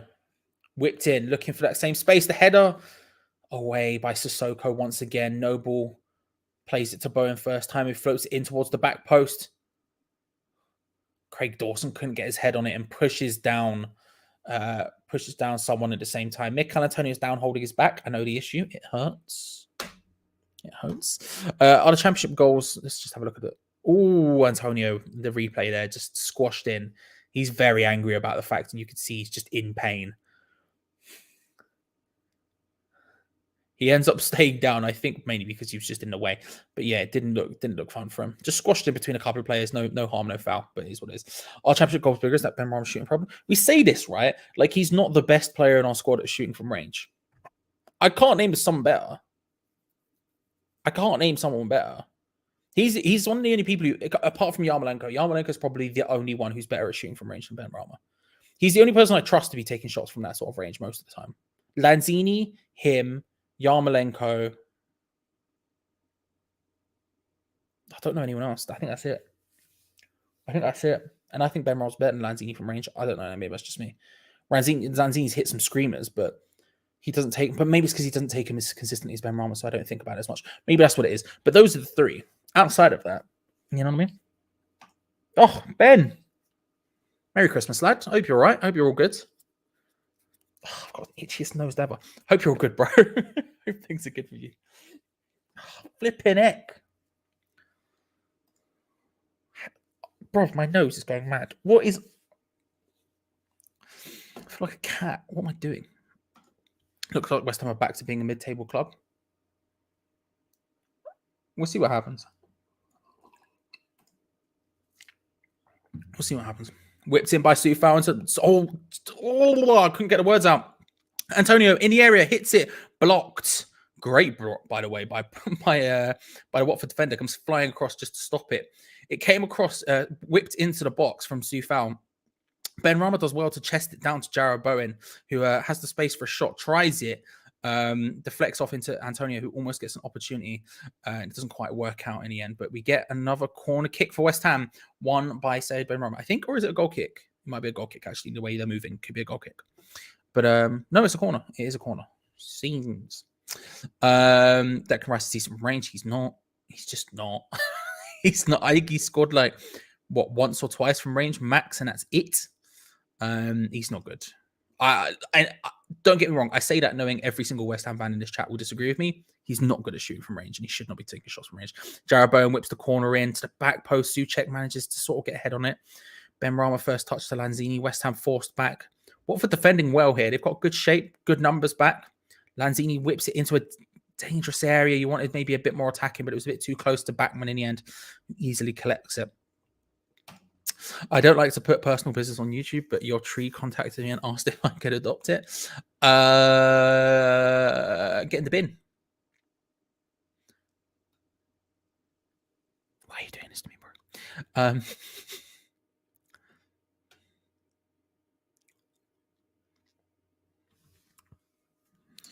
Why are our players so tentative and unsure in the final third? It's a good question, and I don't know. I think it's a lack of confidence and form. I think players in form who are full of confidence just go for it. Antonio is a great example. He's a confidence player, out and out, you know. And when he's confident, he does stuff instinctively and naturally. The goal against Leeds is a great example where an out of form Antonio or an Antonio who doesn't have that confidence does not go for that kind of shot. He went for that kind of shot. It works out. He gets it. He puts it around the defender. It's beautiful, right? I think there's a lack of confidence and a lack of edge, a lack of belief in the front line to where they just don't know what they're doing. Second guessing always. I think Jared Bowen's probably the only one who doesn't. And at times he could probably serve to shoot a little bit less. But yeah, it is what it is. I trust Lanzini Cresswell over Ben Rama from distance. I wouldn't trust Cresswell. Lanzini, we could make an argument for. I think you're correct there. Cresswell, nah. He scored from range, but his shooting is nowhere near as good as Ben Rama's is from range. He's an all right shot from range for a left back, especially, but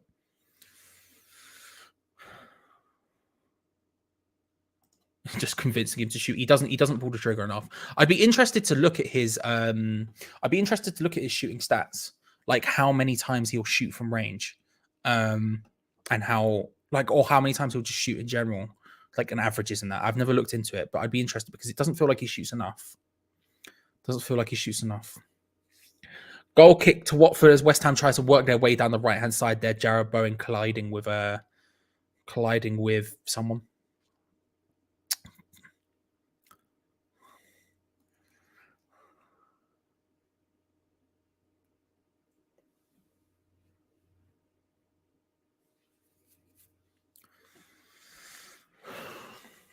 It's important to remember that athletes aren't video game characters. Mindset, health, understanding of the plans laid out in the week play big roles in performance as well as playing luck. Yeah, it's very true. I think we often forget that. And I think that's why I'm talking about like confidence, because I think confidence is a huge thing. You know, it's the same in everyday life with human beings, right? Oh, it's nicely done by West Ham. Keep win ball. So check lays it through to Mikel Antonio. Can't quite do anything with it. It was difficult for him. But it was a nice opportunity. West Ham are sort of there. But that's why I'm talking about confidence, because I think confidence is a huge thing, right? Like I say, Antonio against Leeds, if he doesn't have confidence, he doesn't even attempt to try and score that goal, let alone actually score it. And I think it's a similar thing. I think it's a similar thing with any walk of life. Ben Rama always has the confidence he's going to try and shoot from range. And it's one of the things I like about him as a player. He doesn't seem to be he can be affected by form, sure, but he doesn't seem to be affected by confidence too much. He's gonna try shooting from range, stuff like that. Whereas there's a lot Bowen, similar examples. Bowen is in form and has been in form this season, has been brilliant this season, but he will again continuously shoot from range. Which frustrates me because I don't think he's particularly good at it, but he will at least do it. There's a lot of other players who just aren't quite there, and I think it's a big thing. I think you're bang on with that, Jeffrey. I think you're bang on with that. There is no way Zuma being out is the only problem in this team. Opposition have figured out our set piece routines. That was all we had.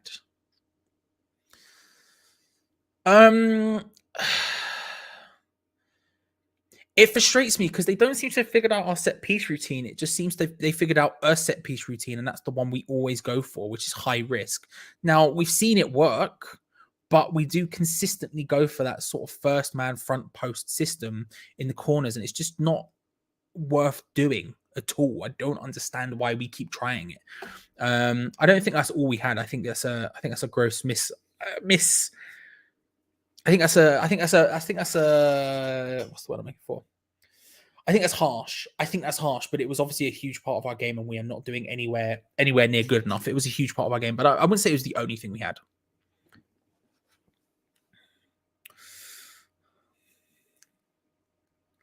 My fear is around 70 minutes will be knackered after all the games. What will be very fresh? Yeah. Yeah, I'd probably agree with that.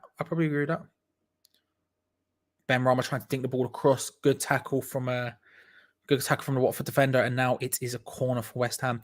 Yeah, I think that's fine. I often think, again, lots of rests in play like that don't necessarily do teams as much good as people say, because if we're playing consistently, then that form comes into play, and momentum comes into play, and I think we should have had that. The fact where Watford have gone one up gives them the it was played into a good area from Lanzini. Dawson was there back when it does get a hand to it, and Watford are trying to go.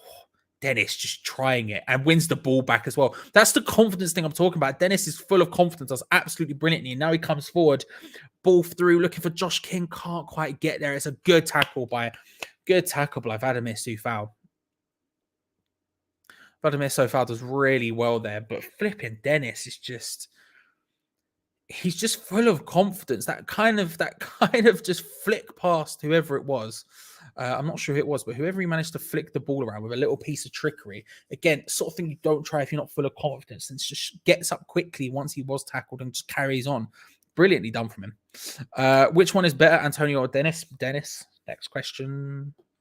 I think earlier in the season I would have said Antonio. And again, I'm yet to see whether this is a purple patch from Dennis or whether this will continue to be his form forever.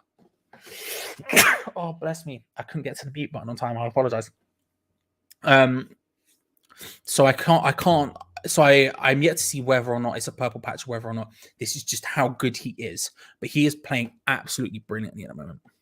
Absolutely brilliant. Commentator suggested the Watford will be knackered after 70 minutes due to lack of training. That's another good point.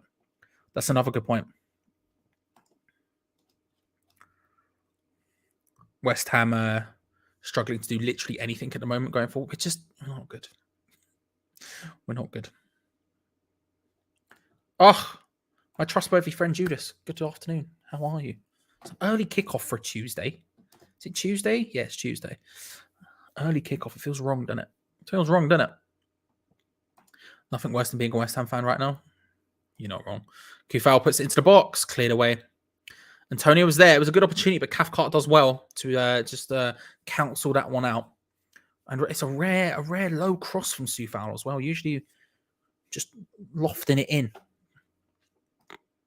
We're dominating. We are Joanne. We are Joan. We are definitely dominating. We're doing really well. In that sense, we're doing really well. We're not making as much as we should from it, but we're doing well.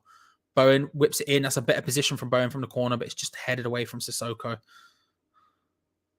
Tufan and Sissoko linking up, and the ball gets played away. Hernandez trying to charge forward for Watford now. They've got numbers forward. Bad pass ends up in the feet of Saeed Benrahma, who covers well, tracking back well, wins the interception, and now West Ham can play forward, can break forward. Antonio penalised for a foul somehow on Watford. I'm not really sure what happened there. We'll have a look at the replay. It looked like the Watford player came flying into him, but Antonio's not complaining too much, so it probably wasn't a thing. I see what happened. Yeah, he just stretched his foot in on a Firmino, and he goes down. Fair enough. Where are we at? Watford legend, good to see you. Hope you're all right. Hope you're well. Enjoy yourself. I hope you lose today, obviously, but like and subscribe if you haven't already. But yeah, back to this from Joan. Yeah, I agree. I think we're just not doing enough with it. Watford are giving us the opportunities. This is the thing. We've never done really well against Claudio Ranieri sides because especially, and under David Moyes, we've never done well against sides that play like Claudio Ranieri sides because there is just this sit deep counter-attacking system that he plays. Ooh, first time hit from Messina, and it's blocked away from, I think Craig Dawson goes out for a Watford throw. It's a situation where how do I word this? We'll talk about it after. Throw in from Watford, almost as bad as one of ours, to be fair, although Watford have got the ball, maybe. Diop nods it forward instead. Big game head tennis going on right now. Watford under pressure, do manage to keep the ball and do well. Hernandez has Josh King ahead of him, finds him. Back to Hernandez, he wants to shoot. He's shaping for it, can't quite. Dennis whips it in. Terrible cross over the top of everyone, can't quite manage it. Hernandez does pick it up on the opposite side, though, for Watford. Kufal's out to meet him. Passes it back down the line just for safety reasons. And Watford keep possession of the ball, but have been forced back. Yeah, we're not doing enough with it. We'll see what happens. Let's just keep it at that and we move on. We'll see what happens. Right, I remember what I was saying. Claudio Ranieri sides Craig Dawson. That looked like a definite foul from Dawson on Josh King. Referee has nothing to do with it. Lanzini with a poor pass forward, just completely cut out easily. Souček wins it back. Antonio's out on the left for some reason. Somebody can explain it to me later, maybe. I don't know. And Watford, West Ham, just neither team can keep possession.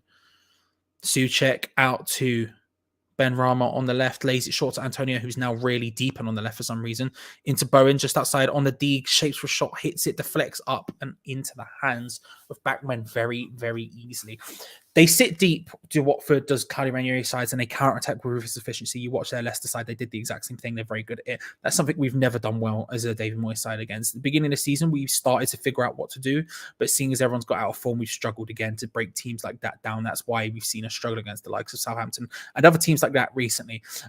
Watford have that, and Watford are making the most out of it. We've seen a stat on the screen at the moment. Final third passes, West Ham have had 33, whereas Watford have had 12, and yet Watford are winning. That says a lot. We're passing the ball around deep inside of their area, but we're not being able to find any real penetrative things for it. All of our shots are coming from range. Kufau is just looking for anything from someone, ends up passing it short to Bowen on the right side by the corner flag. My stomach is going mad right now. Noble lays it short back to Kufau, who does whip it in that time high, nodded away easily enough from Watford. Dawson flipping out very high forward, but wins the ball back in very high fashion. This is some high pressing from West Ham. This is some Jurgen Klopp Gegen pressing. Noble into the feet of Bowen. So foul. Bowen again, just on the inside. That's a great ball into the path for Souček. Brilliant. 1-1. Let's go. Let's go. Was it convincing? Not really. Was it a convincing hit? Less so. Do I care? Do I heck? It's Watford 1, West Ham United 1. Thomas Souček with the goal. Thomas Souček with the goal. The big lad does it again. Let's go. Let's go. Bowen. It's a really nice pass into Thomas Souček. Slips it into Souček, arriving late, getting in there, hits it. It wasn't the most convincing hit you're ever going to see in your life. You'd make the argument Backman maybe probably should do better, but he's rooted to the spot, not expecting it. Wrong-footed, can't do anything about it. It's not in any of the corners. It's not even a particularly strong shot, but it's in the net, and that's what matters. Watford 1, West Ham United 1, Thomas Souček with the equalizer, and we're back. We're back. Souček will begin his game. He can get more forward play inside than Noble. It's a fair point. It's a fair point. He was brilliant at it last season because of the formation. This season, we've obviously struggled with it. It's not the worst point you've ever seen.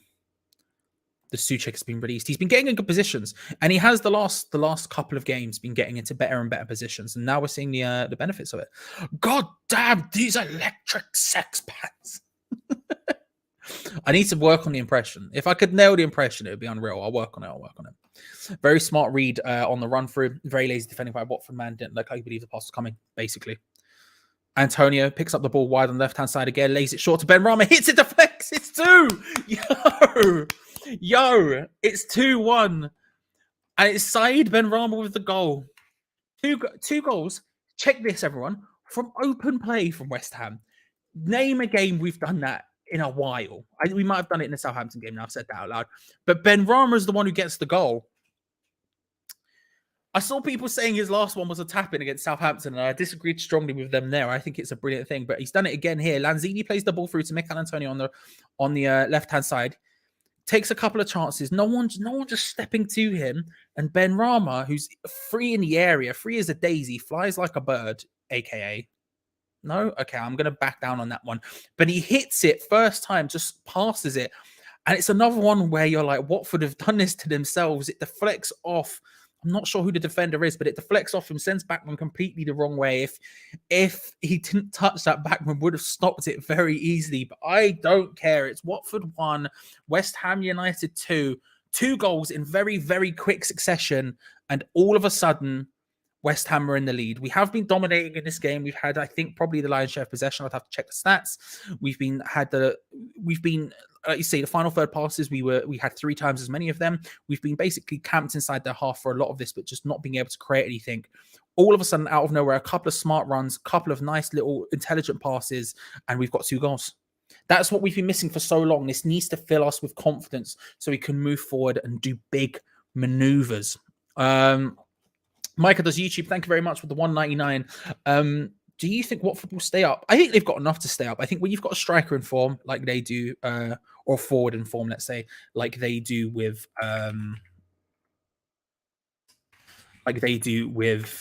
Dennis, that tends to help a lot. That tends to help a heck of a lot. If you're down in the doldrums and you're struggling and you don't have one of those sorts of players, then it becomes an issue. It becomes an issue because you just need someone to score. They have someone to score, and he's doing it for them. So I suspect they will stay up. And I think they've got enough decent players, enough of a good enough manager as well to where it will happen. But we'll see. We'll see how it ends up playing out. But my guess would be yes. My guess would be yes. But thank you very much for the dono, bro. Appreciate it. Appreciate it deeply. West Ham with a corner. Looking very good today. Looking very, very good today. Lanzini whips it in this time. We're looking for that front post. Doing the normal nonsense. Back to doing the normal nonsense. Forget that. Forget I've ever said anything. We're back to doing normal nonsense. It was a different one instead. It wasn't Bowen for once. It was Lanzini. We were going in swiggers both times towards that front post. Looking for Antonio at the front post. And he does get his head on it, but it goes high and wide as you like. Watford have yet to have a clean sheet in the Premier League this season. My goodness me. My goodness me.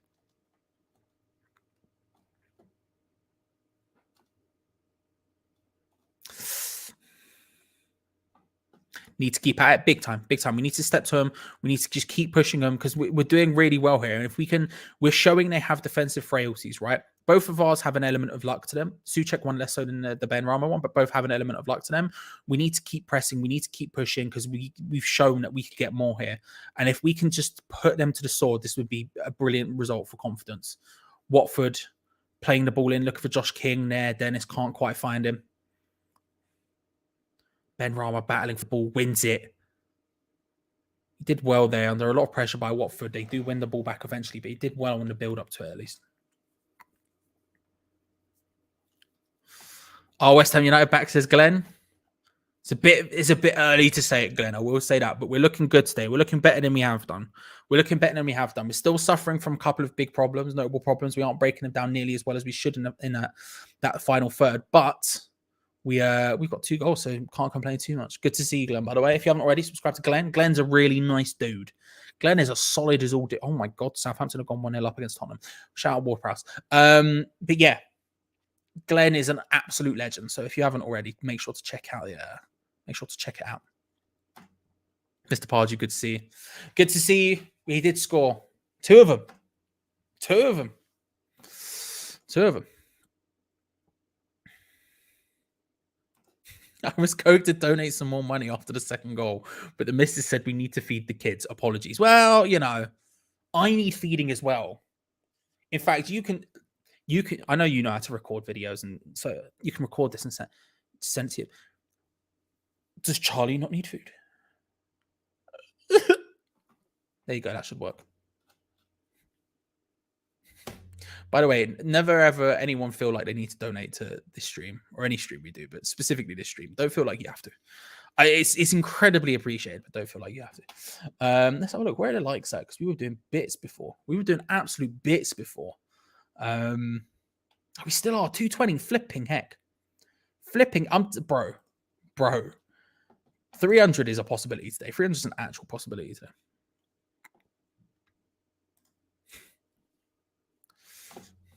I don't wish I would want him right now.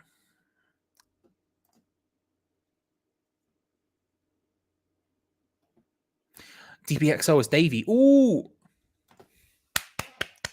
Come on, Davey. Good to see you, bro. You're doing absolute bits at the moment, by the way. You and Titch.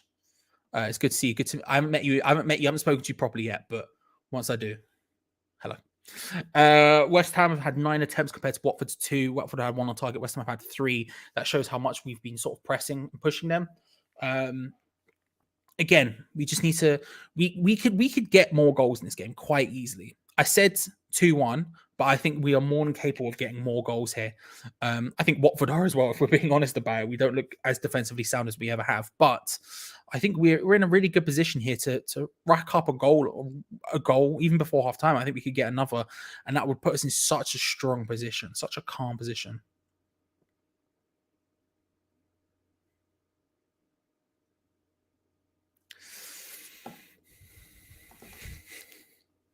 Good to see you, bro. Good to see you.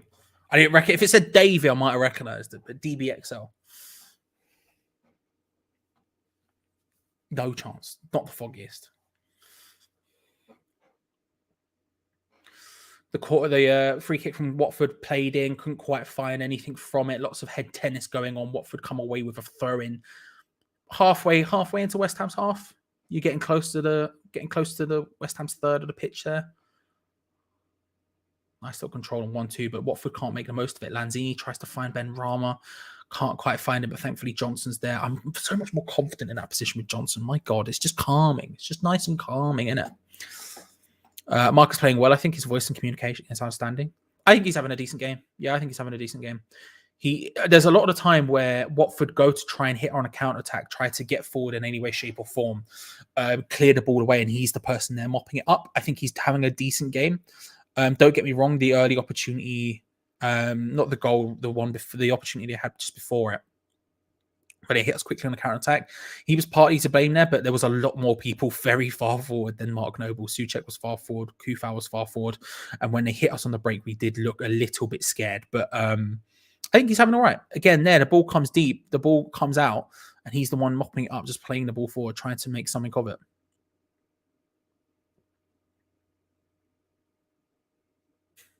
Do you know what I like in football? One of my favorite things in football is when you have a player who just refuse. Like it's a throw into West Ham in that case, and the Watford players holding the ball in their hands, and they refuse to give it to the opposition, but not in a no, you can't have it. Just in a sort of West Ham was trying to find a way through. Not in a sort of no, you can't have it. I'm keeping the ball. In a sort of calm, like where should I put the ball? What are we good? What are we doing, ref? What's the decision, ref? What do we do? It's just such shitheadery, and I love it. I love it. It's such dickheadery. You know what I mean? It's the dark arts in the dumbest way, and I respect it immensely. I was going to donate £20, but I have to tap in the neighbour's farm's mains electric first. Yeah, I respect it. I respect it. Give the farmer 20 quid if you're stealing his electric. Do you know what I mean? If you want.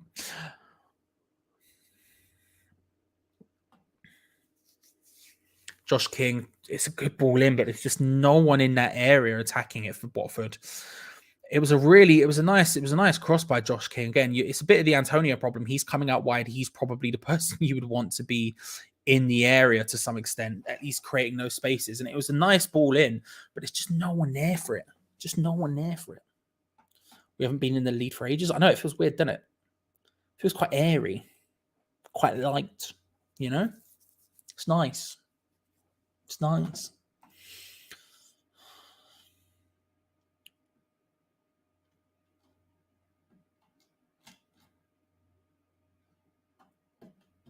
Defo need a third. I mean, look, I'm not going to say we don't need a third.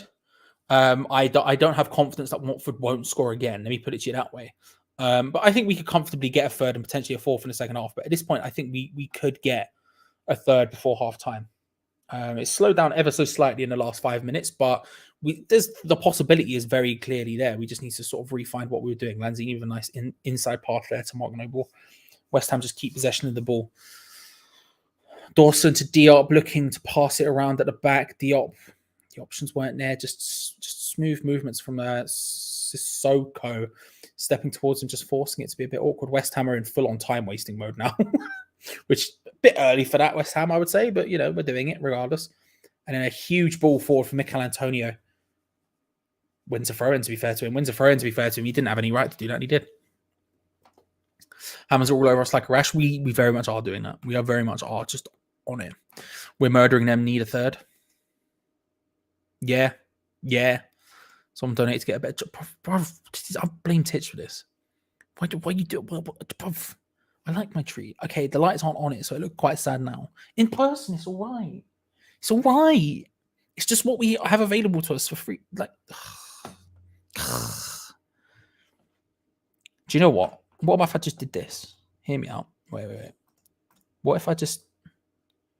There we go. It's not an issue now, is it? It's not an issue. In fact, wait, hang on. I could do it. There we go. You're happy now?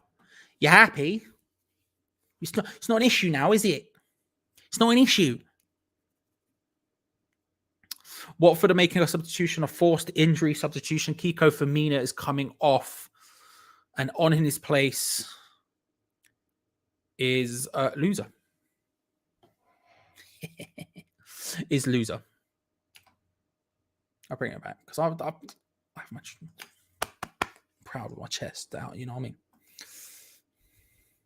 Can I get my 100 back? Nope. Too late.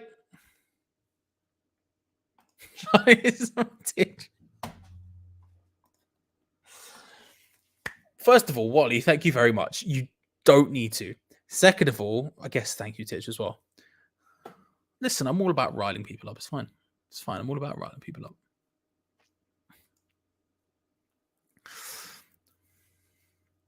Messina did get his head to it there on an early crossing from Watford, but he never looked certain, and it does go over the top. Wally, thank you so much. Thank you so much, my friend. You didn't, again, as I've said, you don't need to. No one does. Thank you so much. Genuinely too kind. Genuinely too kind. Thank you, Titch, I guess. Loser. Classic.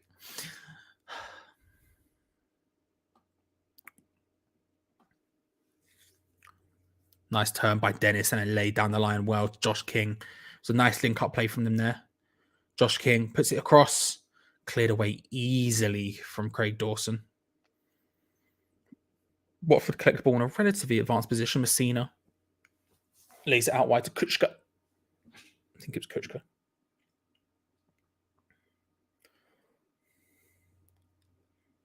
Watford trying to just ping it about, looking for some space. Sissoko couldn't get past Souček, who was unmoved.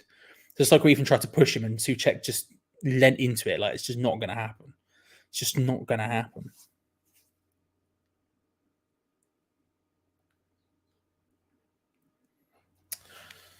Tottenham have scored. It's 1-1. 1-1 against Southampton.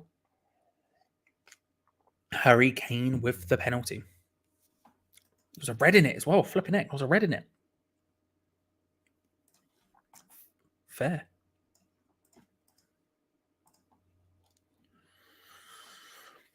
This game's slowing down before half-time at this point. I feel like it's going to be 2-1. Watford have got back into it somewhat. We've sort of stepped off the gas significantly after the second goal, especially in the last 10 minutes. We look like we aren't as forward-thinking as we were. I thought 5 minutes after the second goal, there was definitely still an opportunity for a third. At this point, we're not coming at them with the sort of force we were before. Ben Rama doing well there to win a throw in deep in Watford's half. But yeah, we're not stepping to them in the way we once were. And Watford have got slowly back into it. Started to get a couple of opportunities, started to get more people in more advanced positions. It's just not quite as free-flowing, as easy as it once was for West Ham. Still, that doesn't mean it's a bad thing. It's still 2-1. It looks like it'll probably be 2-1 at half-time, unless something mad happens. Another terrible throw-in from West Ham almost loses us the ball, because why not? But we get a second throw-in in basically the exact same position we once got it in. Why this one will be any different, I have no idea. It wasn't. Watford win the ball back. It's like we can't do throw-ins. But again, Mark Noble just picks up the ball in a deep position when Watford tried to clear it away. He's just constantly in the right position in those places. Kufau lays it short. Bowen tries to find Noble on the inside, who was making a run. Can't quite. Kufau picks up the ball once more. Played forward. Benrahma does well. Jinx on the inside does brilliantly, pulls it back, looking for Lanzini, just not quite on the same wavelength. But Benrahma doing really well there and almost found Lanzini. It could have been a goal. Jeffrey Schlupp, come on, one of my favorite players, Big Jeffrey, gets a goal. Crystal Palace 3-0 up against Norwich. Jesus Christ, mate! But of course they are. They've got Jeffrey Schlupp in the team. Let's go, Big Schlupp. What a name! What a boy! No one can tell me nothing about Jeffrey Schlupp. What a man! Get him in. Get him in. January signing. Let's go. Bun off Lingard. Let's get Schlupp in. Schlupp in. Schlupp in. You know what I mean? Schlupp in. He's even called Jeffrey. There's just so much to like about that guy. Played out wide to Dennis for Watford. He's walked his way into the area. Jarrod Bowen with a good tackle. Just a good, nice standing tackle there from Jarrod Bowen. Just stops it. Watford maintain possession of the ball and are trying to find their way into the box, but can't quite. The cross from deep is headed away from Ben Johnson, not convincingly, and Hernandez battles well with Benrahma for the ball, wins it. He has options here. Hernandez hits it. High and wide from Hernandez there, but it was a decent opportunity. The early cross in was dealt with relatively easily by Johnson, but the header was less than convincing, forces Benrahma to drop very deep to try and win it back from Hernandez, who battles well. He's a terrier, Hernandez. I like him. He's got a bit of a like, he's like, yeah, you know what I mean? Yeah. Like that, right? Yeah. Wins the ball or stops Benrahma from winning the ball, let's say, and got into a decent position, but not quite as on, not quite as accurate as he maybe wants. High and wide, not very concerning as a shot, but concerning as a movement from Watford. 2 minutes of stoppage time are almost up here. We've got about 50 seconds left to go. Bowen does well. Just play the ball back to Fabianski, who boots it forward. Antonio, we want to battle for that, but he's not high enough to try and even get close to that one. West Ham do regain possession of the ball from the Watford header back across. Massive shout out to Isla. Big up Isla. Shout out, respect to Isla Kane as well. Of course. And I said this on Jake's channel the other day, but shout out to anyone who has supported any of the West Ham causes this season or this year, whether it be Isla or whether it be the Iron Support and Food Bags, for example, especially during this year specifically, which has been unbelievably rough for a hell of a lot of people the last 2 years, but especially this year.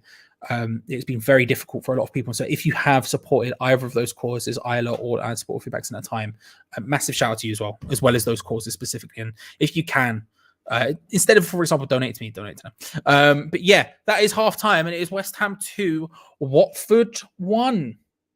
Watford 1. A mad 5-minute period for us where we were sort of completely in charge for a long time, and we get 2 goals in 2 minutes. We get 2 goals in 2 minutes, and both elements of luck to him. Souček's shot wasn't incredible. Benrahma's was deflected, but we'll take that. And it's the sort of rub of the luck that you need to get sometimes when you're out of form. Sometimes you need that little bit of something to just push you through. And I think we deserve that. I think we should be in the lead after that. That's not to say Watford haven't had chances. Watford have. They're far from out of this game, for example. It's not like although we were dominating in a lot of ways, it's not like they haven't got anything. For example, if we do go and just have a quick look at the stats, you can see here Watford still have had 4 shots. Even though we've had 10 and we've had more on target, they've still had 4 shots. It's not completely nothing. But when you do look at the possession, it has been mostly us. You want to look at final pass as well. Key passes, we've had significantly more than Watford have as well. Let's look at the heat maps just very briefly. You can see again how much further forward we are than Watford. They are very, very deep in their possession. They're very rarely getting in and around the area, whereas you can look how much Soufal influences this game, by the way. This is, if you're ever wondering how much Soufal influences West Ham, look at that. We constantly are looking out to try and play the ball in from these kind of areas. But you can see the heat maps here. That's Antonio drifting wide. You can see space in the middle. We're making it work. We're trying to step to them in a big way. You can see how deep they are otherwise. But yeah, I mean, despite that, you can't say they're completely out of it, but you do have to say that West Ham are the better team. And I would say personally that we would deserve it. But that might not be Geo Mackey's opinion, who has turned up. Hello, Geo. Would you say we deserve that? Yeah, I think we're worthy of a halftime lead, Charlie. I think we're the better team. I think we've got better players. And bad 10, 15 minutes, or terrible 10, 15 minutes. Well, 10 minutes maybe. And we've got our finger out for the last half hour and we've looked good. And Watford, let's be honest, Watford are poor, aren't they? They look knackered already. They're not a very good team, but we're doing well. We're in control of the game. We've got the lead and quite confident we'll see the game out comfortably. As am I. Yeah, I think that we sort of, I feel like we stepped off the gas a little bit for the last sort of 5 minutes or so. I felt like there was a moment before there where I was like, we could easily get a third before halftime here. We were completely dominating. We were creating decent opportunities. And like I said just a second ago, even though both of our goals have elements of luck to them, Souček's one is one of those ones where you're like, well, he's hit it in the right place, but you're like, it's not an outrageous shot that's unstoppable or anything. It's not in any of the corners. It's not particularly hard hit. It's just one of those ones where he arrives late to it. Backman's not expecting it. He hits it and it's in the net. And then, of course, Ben Ramos wants to flex. So you can make arguments, there's an element of luck to both goals, but we deserved it. And I think we could have got a third. We did step off the gas a little bit, which concerns me to some extent, because to be honest with you, like, I feel like Watford aren't, I'll say this. I'm not completely confident Watford won't score another. I think they have. There's enough there where if you're looking at it from a Watford perspective, you're like, we might be able to nick a goal here. We might be able to get a goal here. Obviously, Dennis is playing brilliantly, but you've also got other players like Hernandez who are making themselves a massive nuisance in and around the area. Josh King's linking up relatively well, even if he's not getting on the end of anything. There's enough there from a Watford perspective where you're like, they could maybe nick a goal. So we might need a third, I guess. Yeah, I'm confident we will score a third, to be honest with you. Our defence looks a bit shaky, but their defence looks championship at best. They're now playing their defensive midfielder right back, so they've had to reshuffle. It's not ideal for Ranieri. Do you feel sorry for him? Not really. I might, when I watch Watford in the next game, I might have a little bit of sympathy because, like I said, in the build-up, as West Ham fans, we're focusing on our injuries, but actually Watford are just as bad at the moment, missing important players for them too, and due to COVID and injuries as well. We're a better team. We're a better team than Watford, and we're making it showing. We will have to score third. I don't have any confidence that we'll keep Watford out for the second half. Dennis, as we've seen with his goals, good enough to score an individual goal, but also we're bad enough defensively to contribute to that. So here you go. Here's an opportunity for you. However, I think Ben Rama looks really good today. Bowen looks really good today. Antonio's appears very energetic as well. I think Lanzini is just, I don't think I've ever used this phrase for footballer, Charlie, but I think he's just a gorgeous footballer. Not how he looks, just the way he plays football. I just enjoy watching Lanzini move the ball about. I like the formation we're playing. We've tweaked it up a little bit, I think, and we've started playing like a 4-3-3 in the style that Liverpool and Man City do, and it's benefiting Souček massively. The shackles are off Souček, and dare I say, I think Noble's having an all right game as well. He's moving the ball about really well, and he's playing even in the build up to our equaliser. It's him that plays that cutting pass. It's him that gets the ball and pings it through a couple of Watford midfielders into the feet of Jared Bowen in front of Watford's defence and says, "There you go, turn. I've got you." I think Noble's actually playing quite well. There's no one really having a bad game. Centre backs apart, I don't think anyone's having a bad game for West Ham today. I think we've removed the obvious weakness in Masuaku, so there's no one to really target. I think they had a little pop at Johnson a couple of times. I think he's done all right, Johnson. In possession, not so much, but defensively, I think he's been very so. Very happy with, well, I say very happy. I'm happy with the first half, but there's more to come from us in the second. I think we've still got another gear or two we can step up, but I think the formation is probably the most pleasing thing for me in the first half, because I think that's something that we can use going forward from today. Gizmo is a little bit of a dilemma, but we'll discuss that in the preview for the Palace game. But today, very happy with what I've seen, Charlie. So am I. All right, I'm gonna go to the toilet. I'll see you in a sec. Good man. Right, let's see what you're all seeing in the live chat. Let's see what you're all seeing, kind of thing. Let's have a little look at you. Ionic says that we need to win to bring more smiles back. It's been torrid for us lately. Not many other teams have our injuries. And Hammers Fans United says, approach this game in the manner we should have adopted against Southampton. We're weak defensively, so try and keep the ball away from our goal by being more attacking. And Celtic Camera says, I'm happy my pulse is down to 500 beats per minute. And Harry's disagreeing with Charlie, saying doesn't think King is good at all. I don't think he's playing too well either. Bertie says that Watford's poor, we're sloppy. We have enough of the ball, but give them enough of the ball running at us. They can at least equalise. And Leo is saying that I think Souček's goals all credit Lanzini's run. That created so much space, which allowed Souček to go. That's what would be missing. It was a fantastic goal. It was a fantastic team goal, that. Ironix says Lanzini looks like he can spark a move that will produce a goal at any time when he's on the ball. Adrian says, I fear that we sit back and Dennis will win them penalties second half. He's gone down a couple of times looking for free kicks and got nothing. Takes his free kicks as well. Yeah, Alan, the bet's looking okay. We need Noble to get booked and Antonio score a goal, then the bet wins. As simple as that, really. We shall wait and see.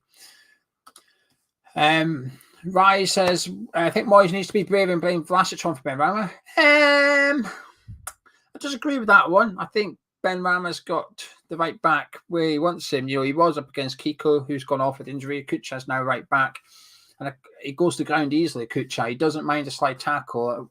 Just towards the end of the half there, Benrahma went by him easily enough. The previous occasion, Kucha wins the ball, goes out for a corner. But again, there's 2 slight tackles in a row he's tried on Benrahma. Attempt 3, 4, 5. At some point, he's going to miss it, and he's going to take Benrahma out and be in the book. And that's when I want to see Benrahma keep going at him. Let's get him booked. Benrahma's shot hit the bar. He's got his goal. He's got his chest out. He's playing like a peacock, isn't he, Benrahma? When he's got his colourful feathers out on display, he plays like it. He steps up a gear. A bit like what Felipe Anderson used to do for us. When the game's going in your favour, when he's playing well, his confidence builds, and when his confidence builds, he plays better, and so on and so forth. There's a correlation between performance and confidence, then back to performance and so on. And I think we're seeing that with Benrahma in the first half. Watford has a player called Loser. He does. He's defensive midfield now, number 6. Yes, Webley. Yes, enjoy seeing Souček making more forward runs today. That's probably the most pleasing thing. I said the formation, and that is one of the aspects of the formation. A, having Lanzini there, but B, Souček being able to get forward well. Fantastic strike. I know what Charlie's saying to some extent. He just hits it hard and hopes for the best, but don't see the issue with that if it is to back the net, personally. Alan says, need to keep pressure on. Our current back four aren't good enough to sit back and absorb pressure like we normally do. I agree with that. Chuck says defence is making him nervous. And he doesn't think there's any luck in it. Great movement and took the shot early. Yeah, I think that's true. Arthur, Bagpipe Santa is away. I've packed him up. Christmas finishes on the 25th of December. Christmas decorations go away on the 26th of December, as far as I'm concerned. I don't like Christmas, so the minute it's finished, it's gone. It's out of here. Callum, I'm not used to being so nervous every time the opposition gets near the box. The last few weeks, I've nearly gave him a heart attack. Let's keep a little look and see what you're saying. Joan says we need to score a couple more. She's fancying a Martin Noble penalty. Pocky Punk is saying definitely keep Benrahma on. He's looking on it today. And Greg is saying Noble's a real calming presence on the ball. I agree with that. Dawson looks under pressure at all times. Hope he doesn't give them something they don't deserve. Well, he already has. You know, he's the first goal, Dennis's goal. He also thinks Noble's done well. Ralph says, glad I admit I was wrong in regards to Benrahma. Right, what I will say is all these people, I know there's people that's going to say, okay, right, fair enough, Benrahma's playing well. It's a half of football. It may be the game. He might be man of match, but go and do it against Crystal Palace. Unfortunately, then he goes away to African nations.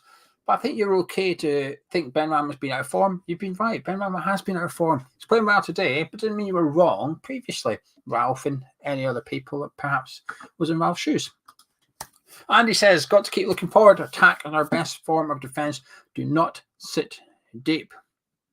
I have to agree with that. Bertie saying 62% possession. It's not surprising. It feels like that with Noble and Lanzini in midfield there. It feels like we're retaining possession really well today. I think Soufal's done quite good going forward as well down the right-hand side.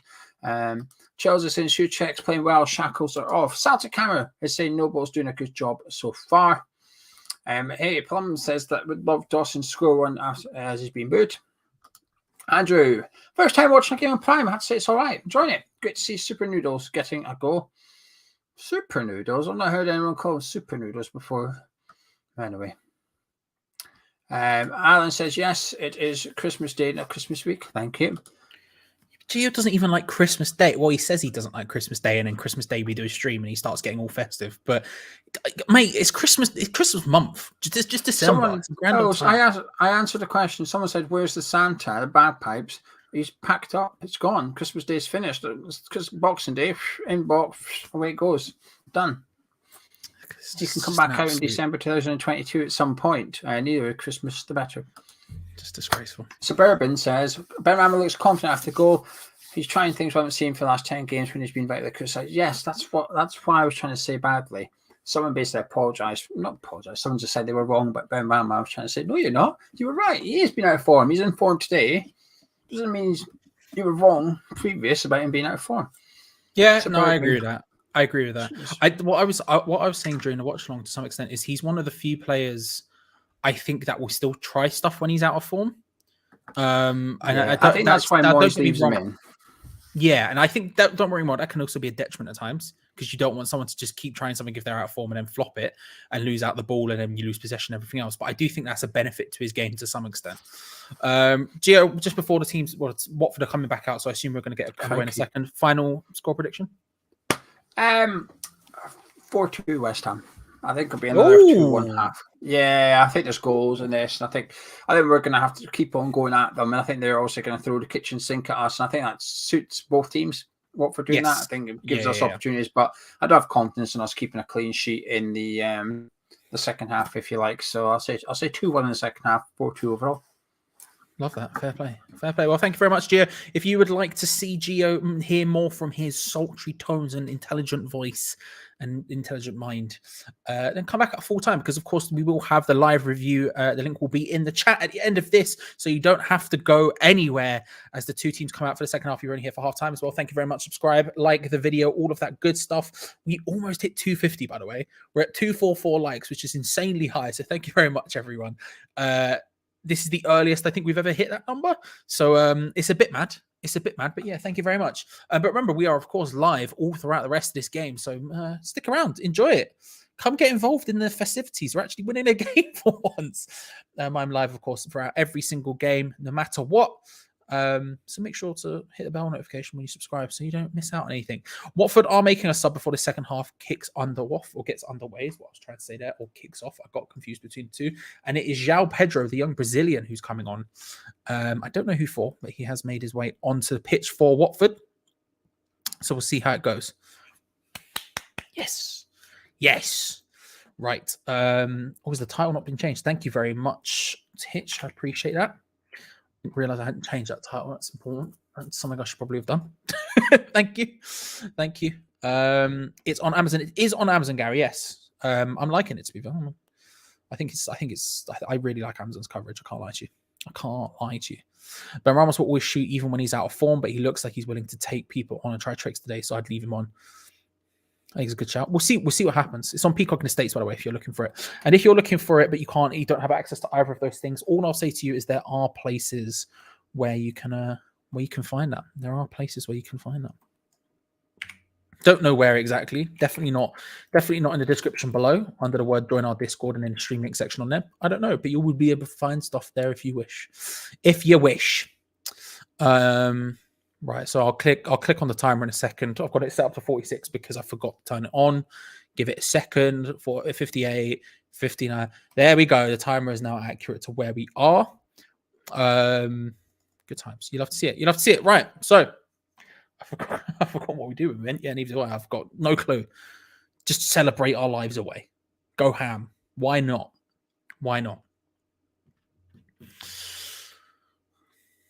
I'll be interested to see if there's any difference if we approach this second half any differently. As Gio was saying, the idea of you can make arguments for Lanzini, I think, playing as an attacking midfielder or as a sort of central midfielder, just because he drops so deep. And I'd be interested to see if he maintains doing that. If there's any sort of difference in that, will he get forward less? When will David Moyes start making substitutions, stuff like that? There's a lot of interesting things happening right now. West Ham actually winning a game for once. This Diop getting confused over Josh King. Josh King comes away with the ball, plays it across, looking for Hernandez. Good interception there in the end by Sufal, whose clearance is awful, but Put good interception in the build-up. Anyway, Watford have the ball back out to Josh King on the right-hand side by the corner flag. Tries to put it in. It's a bit deep. Tufan can't get a solid header to it. And it's just hooked away by Jared Bowen into the path of Watford once more on the halfway line, who regain possession. West Ham struggling a little bit here in the early stages. Certainly put upon it by Watford, who are coming out. They're going to get a goal. They're going to want to try and achieve goal status. Get back into this game with a draw, come out early doors like they did in the first half and make something of this. But West Ham win the ball very high up the pitch. Mikel Antonio is charging through now. Lays it off to Lanzini. Out wide to Thomas Souček, who's arriving late. Pulls it back across the box for Antonio. It's a great opportunity. Bowen hits it. Come on. It's 3. It's 3. It was all Watford trying to press, trying to harry, trying to get a goal back into this. West Ham go up the other end and easy as you like. I say easy. It wasn't really easy. It was a bit scrappy, but Jared Bowen does put it in. It's 3-1 to West Ham United. Big plays. Ben Rama. Oh, Jared Bowen. Mikel Antonio. Declan Rice and Pablito. Come on, big plays. Big plays. Thomas Souček hooks it across the box first time with his weak foot. He does really well. Bowen and Antonio both onside. It comes off a Watford player up in the air. Jared Bowen with a lovely piece of improvisation with a sort of semi-scissor kick volley into the goal, into the net. It's 3-1. VAR is checking for a possible foul. I think Thomas Souček on Dennis, I think. Oh, it might get disallowed here. The referee is going to look at the screen. They're checking a foul in the build-up. I don't know where that was in the build-up, but it was Thomas Souček on Dennis. I can't lie to you. Thomas Souček 100% makes connection with Dennis. It's not that deep, but it definitely he definitely makes connection and does not get anywhere near the ball. And Dennis goes down. It wouldn't surprise me if this is disallowed. It would annoy me because I'd have to change the scoreline several times, but it wouldn't surprise me. It's been disallowed for a foul. It's been disallowed for a foul. Rewind that song. Did not happen. Did not happen. Jared Bowen did not score a great goal. Not sure where that was in the build-up, but there's a foul in the build-up apparently. It was Thomas Souček who fouls Emmanuel Dennis. We're seeing the replay here. Again, not in context of where it was in the rest of the build-up. It was about on the halfway line. It was as West Ham won the ball back in the halfway line. And we're back down to 2. It's fine. We're still winning this game. And we'll go in and get another one. It's fine. It's not deepness. Tis not a deepness. Okay, it is not a deepness. Fair court. Yeah, I agree. Dive. I don't think so. I think it was a foul. Sadly, yeah. I think it was a foul. Look, I honestly do. It just is what it is. I don't think that was a dive. I don't think that was he went down easy. I think maybe he went down easy, but I think everyone goes down easy. If you're saying he went down easy on that, then there's 15, 18 other opportunities every single game where people go down easy. Mikel Antonio went down holding his back earlier and then stayed on the floor, and I don't think he needed to. I think he probably could have got back up. He seemed like he was able to get back up, but then when he got touched by Backman, who was running across goal, he almost decided, it seemed to me like he decided to stay down just to be in Backman's way, which, you know, it is what it is. I don't think it wasn't a dive. The connection was there. Soufal definitely 100% made connect. Sorry, not Soufal. Souček. Oh, it's an opportunity for Souček on the edge of the area. Connects it off a dodgy Watford clearance. Watford get away well. Their second attempt, and now they're on the counter attack. Watford. It's with Sissoko, who's having a little bit of a career renaissance at some point at Watford to somehow plays it out wide. Dennis tries to put it back across. Sissoko hits it. Fabianski stops it from going in. Can't quite keep his hands on it. It ends with Dennis on the outside of the area just by the corner flag, but it was a good opportunity from Watford on the way forward. And now West Ham have got back into a decent enough position defensively to try and stop the onslaught of Watford here. They've been much the better side in the second half. Apart from our disallowed goal, it has been all Watford. The ball in was poor, but Ben Johnson under minor pressure, but not much. Maybe no safe shouts from him. Just a little dodgy header away, but yeah. It is what it is. Poor head away from Johnson, but we move. No, it's a contact sport. People go down for nudges. Same with our players. Should not be happening. I agree with you. It shouldn't be happening, but I don't think that was a dive. He does get clipped on the side of his foot. It puts him off balance. and we win the ball back because of it. It's not even whether or not Dennis goes down or not. It's the fact that he doesn't win the ball back fairly. You know, he doesn't, it's not like he takes the ball and goes away with it. It's not like he goes down and then Watford carry on playing and they move up the pitch. No, there is a definitive clip. He tries to tackle, doesn't get anywhere near the ball whatsoever. Dennis ends up going down because of it, because he was nowhere near the ball, and West Ham break up the other end directly from it. They win the ball back directly from it, and then we score. So like, it's one of those ones I can't see any. Again, I don't usually. I respect it. I understand what you mean, but to be honest with you, that was 100% correct. That was 100% the correct call. But it's fine. We've shown we can score. We've done it twice in the first half. We've just done it again, despite the fact it being disallowed. Now, are Watford all over us in this opening stage of the second half? Yes, and we haven't done anything. We haven't done anything outside of our disallowed goal. It has been all Watford in this half. That does cause us, obviously, to some extent, some concern. But to be honest with you, we've shown we can score. We've already done it in this half, despite it being disallowed. We can go do it again. Watford, for all of their possession, for all of their pressing and harrying and opportunities they've created in this second half so far, they haven't done anything with it yet, right? So it's not too deep. It's not too deep. You did, yes. Jared Bowen scored. It ended up being disallowed, Todd, for a foul. Thomas Souček in the build-up fouled Dennis to win the ball back, but we did score. It was Jared Bowen. Mikel Antonio, instead of complaining, get up and concentrate, brother. We've got the ball in a really dangerous area. Stop moaning. Oh my God. Johnson tries to play. That is not. Let's just not talk about that, shall we? It's no need to talk about it. Agree to disagree. Just think he wanted to go down. If he wanted to go down, I don't disagree with you that he might have wanted to go down, but everyone wants to go down. And again, I don't disagree with you. I don't like people going down easy in football. I don't like diving, anything like that. But I'm also realistic enough to some extent to say, oh, it's going to happen. It's going to happen. We do it. Lanzini does it all the time. My man goes down easier than flipping. Insert joke about someone going down easy here, right? Like I'm not quick-witted enough to come up with it. I don't disagree with you. I'm just saying that by the letter of the law, that was a foul. That was a foul. VAR does its job. It's the correct thing to do. But I don't like it. I don't like it, but it's been that way since practically I was a kid, if we're being honest about it. So, you know, what's your favorite halftime snack? To be honest with you, I don't rarely eat at halftime, but if I was to eat, what would I like?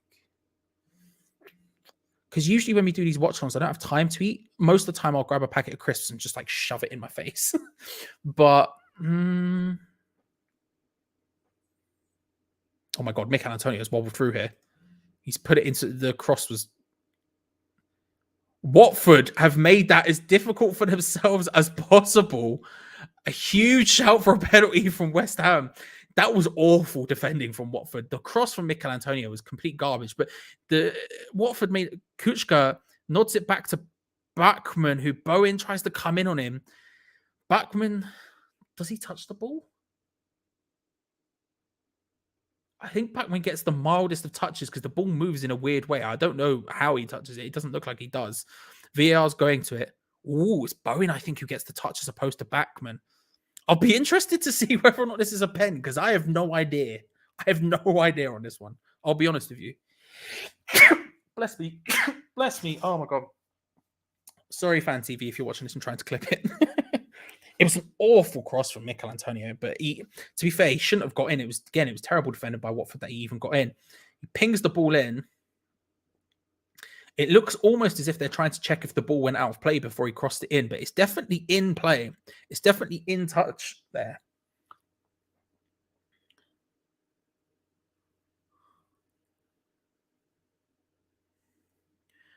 Played in. Kuchka chests it back towards Bachmann, trying to keep it calm. Jared Bowen does brilliantly. He gets a touch. And look, Bachmann doesn't touch the ball. The facts of the matter here, Jared Bowen touches the ball, even though he doesn't really have any right to from that kind of position and nothing would happen. Bachmann doesn't touch him, but does touch Bowen. But it's one of those ones where Bowen is more touching Bachmann. I don't know if I was referee how I'd give it, but it's gone to the thing. And it's a pen. It's not surprising. It's not surprising it's a pen. It's not surprising it's a penalty. I don't know how I would give it, but the facts of the matter is Bowen gets the touch on the ball. Bachmann doesn't. Bowen goes down. Penalty for West Ham. Opportunity here to get a legit third goal as opposed to the previous one. Mark Noble step up to take it. My God, I'm going to start looking at the chat because I know a couple of you are about 10 seconds ahead. Mark Noble, please. What a man. Legend. A goal would be beautiful. It would be his 6th goal in, I think, 15 games against Watford, something like that.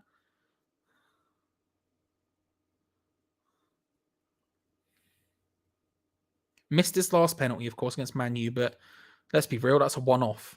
He very, very, very, very rarely misses a pen, does Mark Noble. And I can't see him missing 2 in a row. He steps up against Backman, hits it. 2, 3 even. 3, there we go. Lead restored. Lead, there we go. Now we can type it. It's 3-1 to West Ham. It's a penalty. We've had very little opportunities have been few and far between in this second half so far. It's been almost entirely Watford, and yet, bang, pen, bosh. 3-1. Mark Noble gets it. Love that. Big plays. Nicely slotted away. Sends Backman the wrong way, just into that bottom left-hand corner. No messing. Mark Noble. Beautiful stuff. It's 3-1. It's 3-1. It's 3-1. Got hot chocolate. Got myself a cheeky hot chocolate half time. I can't lie to you. You want to talk about halftime snacks? I made myself a little hot chocolate. Usually I'd make a tea, but we don't have any sugar. And sugar and tea without sugar for me is just, I can't be dealing with it. I want to be able to deal with it, but not yet. I'm not at that stage yet. So hot chocolate it is. All right. Cheers, everyone.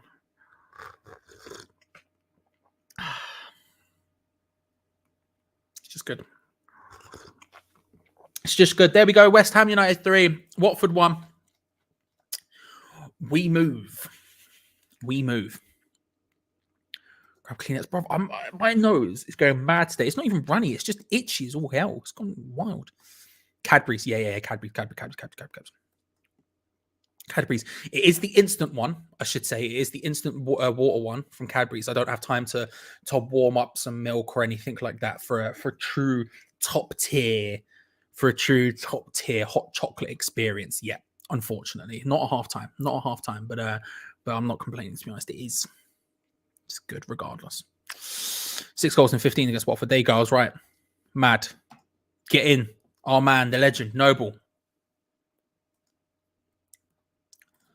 Milky one is the best for instant, but instant is nice too. Milky one is the best, yes. But I thought you were saying a Milky Way hot chocolate. I was like, there's a Milky Way hot chocolate. That would be interesting for me. But yeah, no, I agree with you.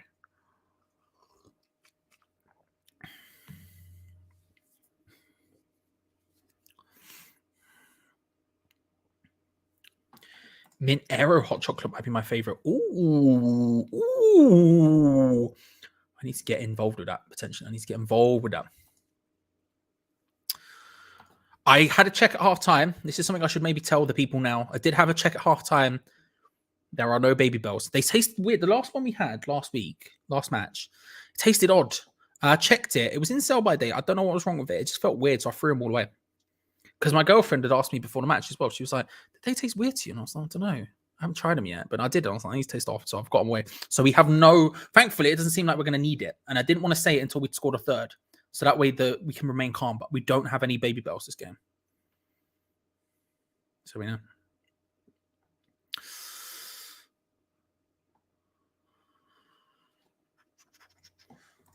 How do we know Masuaku isn't an amazing penalty taker?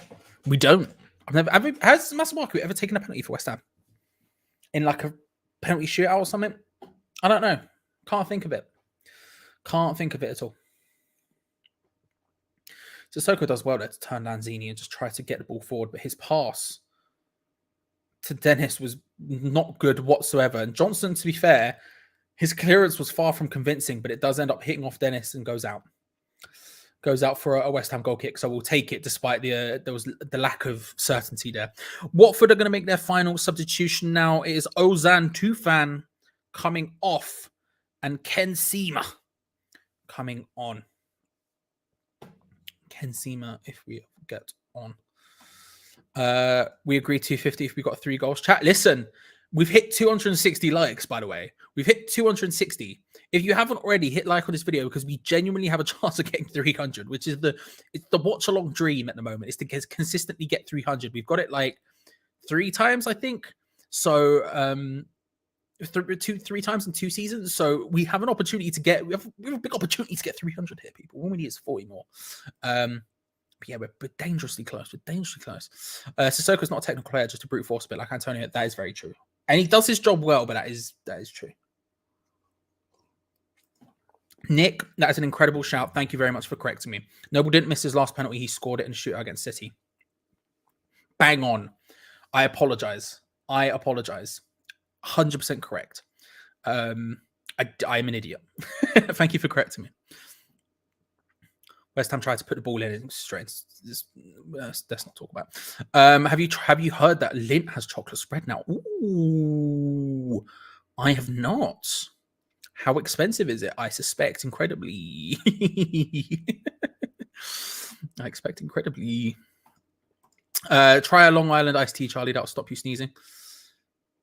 I'll try anything at this point. I've just got a cold, but I'll try anything at this point, to be honest. Commentator made the same mistake. Well, at least I'm in good company. Not an excuse. I should know that, to be fair, but at least I'm in good company.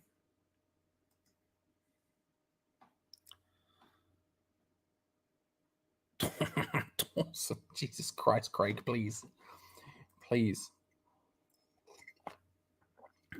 Ket. Flipping Dawson just flying in with an elbow like he's bloody AJ Styles off the top rope, coming in with the phenomenal forearm. Just no messing on that one. No messing. Noble didn't miss against United. The hair just saved it. I'm willing to back that, Mr. Pardew. I'm willing to just say Noble didn't miss it and hope everyone forgets. Do you know what I mean? Do you know what I'm hoping? I'm fine with it. I'm fine with it.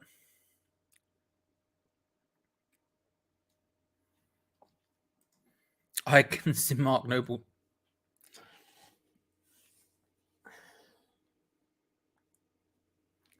I don't know what I'm more disappointed by, Clips. I don't know if I'm more disappointed by the joke or the fact that I enjoyed it. I don't know which one's worse. I'm going to go with the fact I enjoyed it. I'm going to back the beef. Also, let's be real, he's never scoring again. But we'll take it if that's his final. Could be a red. I mean, he fully went in with his elbow there, but we seem to have got away with it, but he fully went in elbow first there. There was no messing. Man came in elbow exposed, like Dusty Rhodes back in the day, just kadoosh, no messing. Look, we've got away with it there. He's got away with it there, but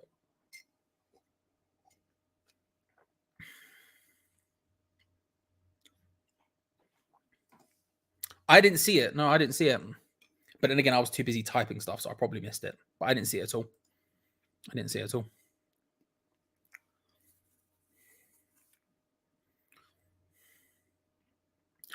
Dawson nods it towards Noble, hooks it forward, comes straight back at West Ham. Diop goes down, free kick, much to the chagrin of the Watford fan base. Josh King, Craig Dawson just laughing at him, telling him to calm down. Josh King, very, very petulant about this one. His arm on Diop. Oh, it's beautiful, isn't it? It's all just beautiful. I know a lot of people get annoyed by shithousery of football, but I can't act like I don't love it a little bit. I can't act like I don't love it a little bit. Josh King, the ball's coming over the top. He's backing into Diop here. Diop tries to come towards him to stop it, and Josh King just sort of arm out like that. Forearm just hits, makes connection with Diop.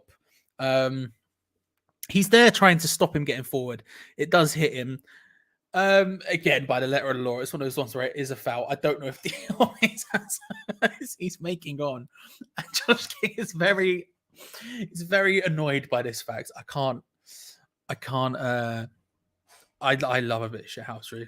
Either against us or for us, I'm fine with it. I just think it's hilarious. Hopefully not another injury. If he's injured from that, then he is significantly weaker than I thought he was. Look, I could. It's not that deep. I hit myself definitely harder than Josh King just hit him, and I'm still carrying on. Do you know what I mean? It's not.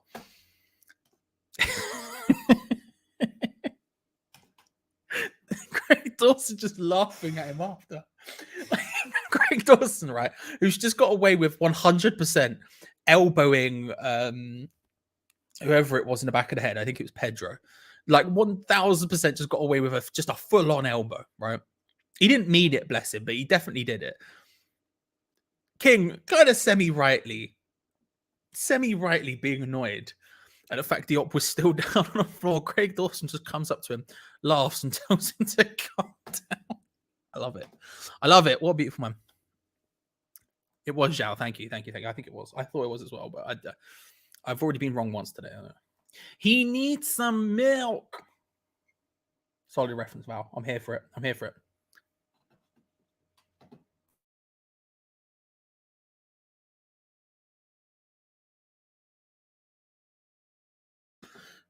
Just stirring the rest of this. There's not much left, so I thought I'd just give it a stir. You know how sometimes it coalesce. You know how it goes weird at the bottom. It's 3-1 here. 20-something minutes to go, plus stoppage time. The game's dying down in a big way, and I'm fine with that. I'm fine with that. Did Dawson elbow? Yeah, 100%. 100% Dawson elbowed. Yeah. Look, that was clean from Dawson. That was clean from Dawson. I'm willing to back it. It 100% was not, but I'm willing to back it. I'm not saying he meant to elbow the guy in the head. I'm just saying he came into a header like this. His elbow makes connection with the dude's head. You know, did he mean it? Probably not. Did he do it? 100%. Am I going to claim it was clean? Clean as. Like when he booted Che Adams in the head that one time. Don't see the issue with it, mate. Don't see the issue with it, mate.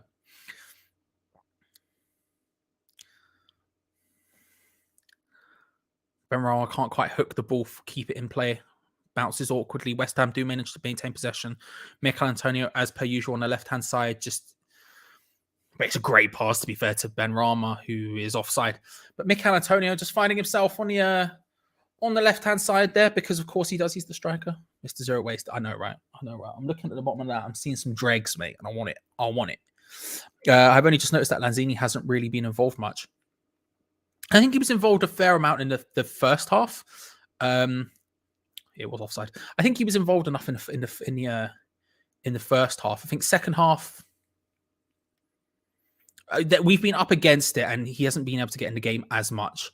I think if we can get him the ball in those deep areas, we can maybe control the possession a little bit more. But I think we're hooking it away one too much. We're getting a little bit of the early Southampton game vibes where we're up against it, and so we're just sort of punting it clear as opposed to sort of keeping calm. I think if we could keep calm and find Lanzini in the deeper areas, it will help. But I agree with you in the second half. I think the first half he was involved and played relatively well. But yeah, second half has been is what it is. Really want to see Alka flex? I hope so. I doubt we will. We're not anywhere near far enough away to David Moyes to take any sort of risk, so I doubt we will. But I would wish we would, but I can't see it happening. Need Antonio to get a shot on target for 50 quid. He's out wide, mate. It's never going to happen. He's not playing there. He's playing up front, but it's just going to happen. He came in the camera, game on. Ooh, almost got there, West Ham. Never seen him much at all.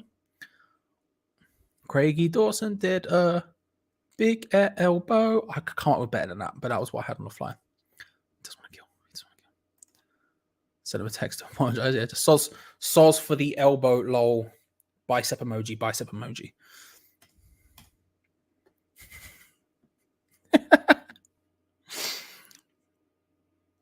Came with a shot. Fabian's give it a save. Yeah, they saw it. They went, it's the referee in it. Referee from the WWF. They just weren't looking properly. They got distracted by the managers. It's a decent shot by Josh King, to be fair. Fabianski does well to get down to it. I don't know if it was on target. I think it might be going wide, but he does well regardless. Let me just click some. I can't see if it's frozen or not, but I've clicked something which should fix it if it is, Haley. Let me know if it's still frozen after. Dennis hits it, deflects off Johnson up into the air. Sissoko and Dennis both just miscommunication, allows West Ham to just hook it away. But again, it's just hooking it away. There's no calm release. We aren't keeping control of the ball at all in the second half. There's no like controlling the ball and then playing it out of trouble.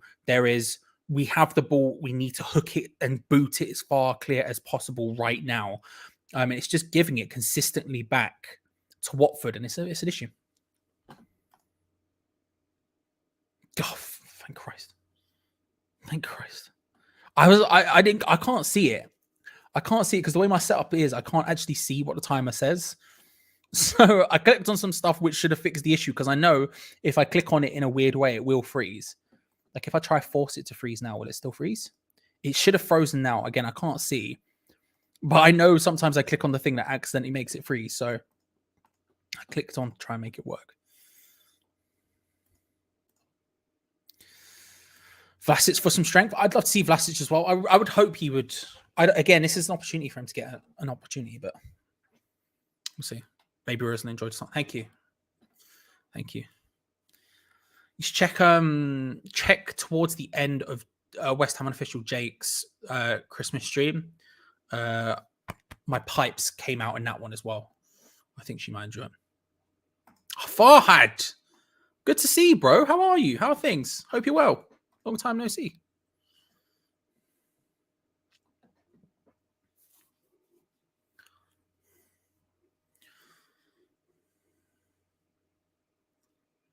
Watford trying to find the ball through, can't. Diop easily cancels it out, and West Ham win a free kick against Saeed Benrahma in a very deep position for West Ham. Not in Watford's half. West Ham's just warm enough to where I can just. I had to put the heating on as well, so now if anything, I'm too warm. Free kick almost near the halfway line. In West Ham's half, maybe just on the edge of West Ham's defensive third there. Johnson, big ping forward. No one even close off the ball. Mikel Antonio goes down with, I'm not sure who it was, one of Watford's defenders. He's very angry about this fact.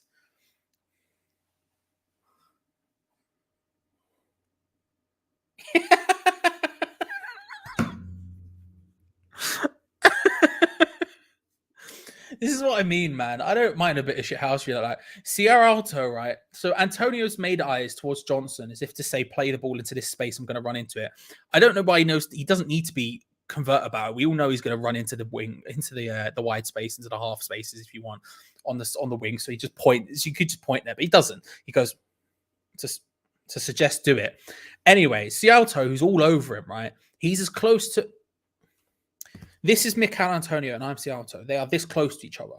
Antonio turns to try and run across him. Cialto just goes, nope. And they both just push each other for a solid 5 to 10 seconds before they both end up going down. Cialto hugging Antonio, if anything. He's been told to man mark him. Antonio's getting very annoyed by him now. Antonio's getting so annoyed by him. And rightly so. He's 100%. He's just run away.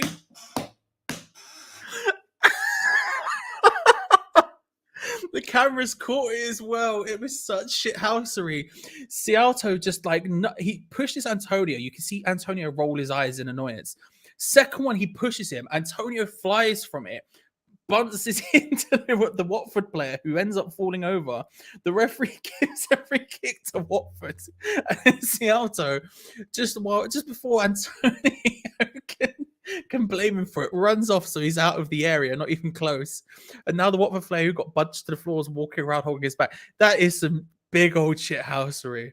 Whipped into the box for the free kick, not even close from Watford. Second attempt is, though, header wide from Josh King. First attempt wasn't anywhere near close enough. The second attempt was played in from the deep position from a free kick. It was a good free kick, to be fair. Antonio's the one who gets the initial header. The first header in from João Pedro just too short. Josh King manages to get a second head on it, just nods it wide. It was a good opportunity for Watford. That doesn't work out. But my God, that was incredible. That was incredible. Given the pedigree, get him in there. Get him. That was hilarious. That was incredible. Yes, the baby. So here's the thing, right? I don't have any baby rolls. I was just talking about it. I don't have any on me. We threw them away because they were tasting really weird. So we don't actually have any Belby bells. Thankfully, it doesn't think what we need, and we're coping with this relatively well. But we don't have. There are no bells available to. A bell is not available. I could have a look and see if what could we have that's sort of in that vein. Giant Toblerone. Is that acceptable? I have a piece of giant Toblerone. I don't know. I wouldn't be able to shove it in my mouth at once. It'd probably cut me up something dangerous. But you know, yeah, man, I've got some weird skin thing that goes on, which just makes my face red af all the time. Whipped in again from another. An overhead kick from Watford. Ooh, nowhere near the goal. Bless him, but he tried.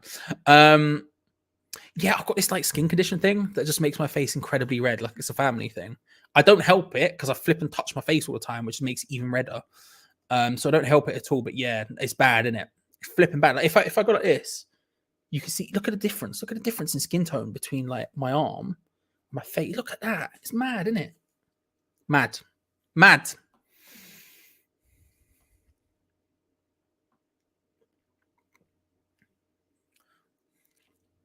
Jarrod Bowen out on the right-hand side, tries to just lay it short. He took too long there, but the follow-up cross from Soufal wasn't very good either. It was too deep. We took a little bit too long there. There was a moment where Jarrod Bowen maybe could have put the ball in earlier and it would have been dangerous. Watford defended it well, to be fair, but a little could have been better. Souček's pass looking for Lanzini wasn't good enough. He didn't really have some decent options, but Ben Johnson with a good interception wins the ball back. Ben Rama now on the left-hand side tries to play a little 1-2 with Lanzini again, just...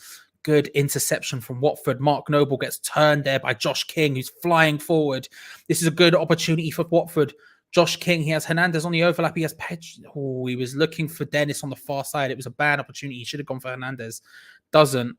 And Ben Johnson goes down holding himself there. He played the simple ball to Mark Noble, the weird ball to Mark Noble in the end, just to keep possession, but he's gone down. He's in pain.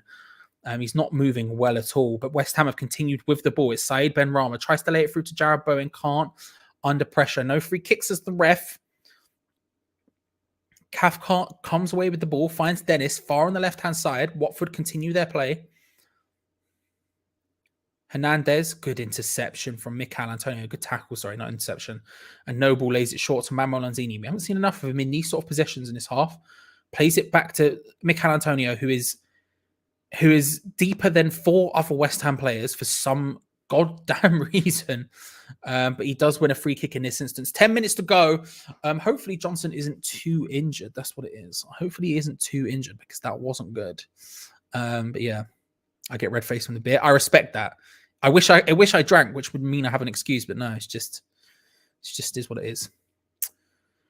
Ladies and gentlemen, I don't wish to scare you, but Arthur Masuaku is making his way onto the football field. I don't know who he's coming on for. I don't know what the substitution is going to be.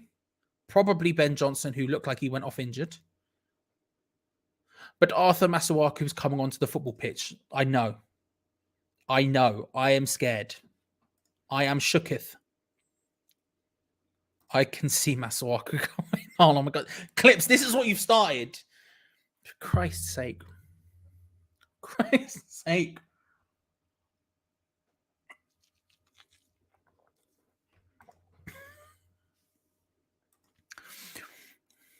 Pulled up early for chance. I don't think. Yeah, I think that's what it is. And he went down under no pressure with the Noble in the build up. So I suspect that he's coming on for that.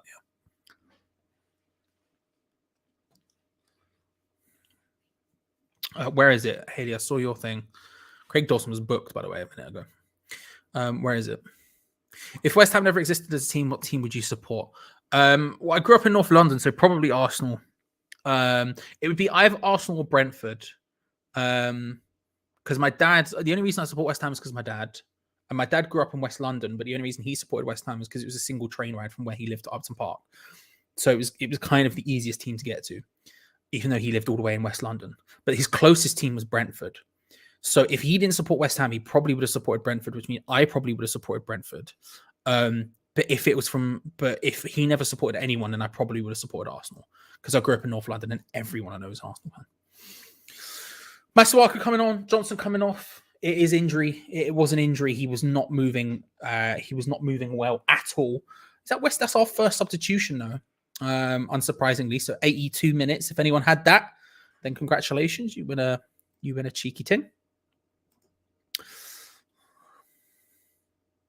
Arthur's going to score an amazing goal. I can sense it. Well, we'll take it. We'll take it. I believe it was. Yeah.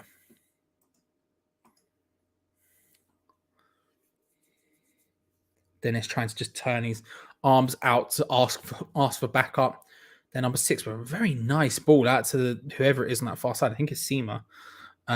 Tries to wobble his way into the area. Can't quite do it. The cross blocked. And it's a corner for Watford out on that left-hand side. Bowen's the one with the block. Good stuff. Good stuff. Whipped into the box. That definitely hit off Dawson last. 100%, by the way. Yeah, it was the second corner. It was whipped into the box, but it hits off. It looks like Dawson's side and out for another corner.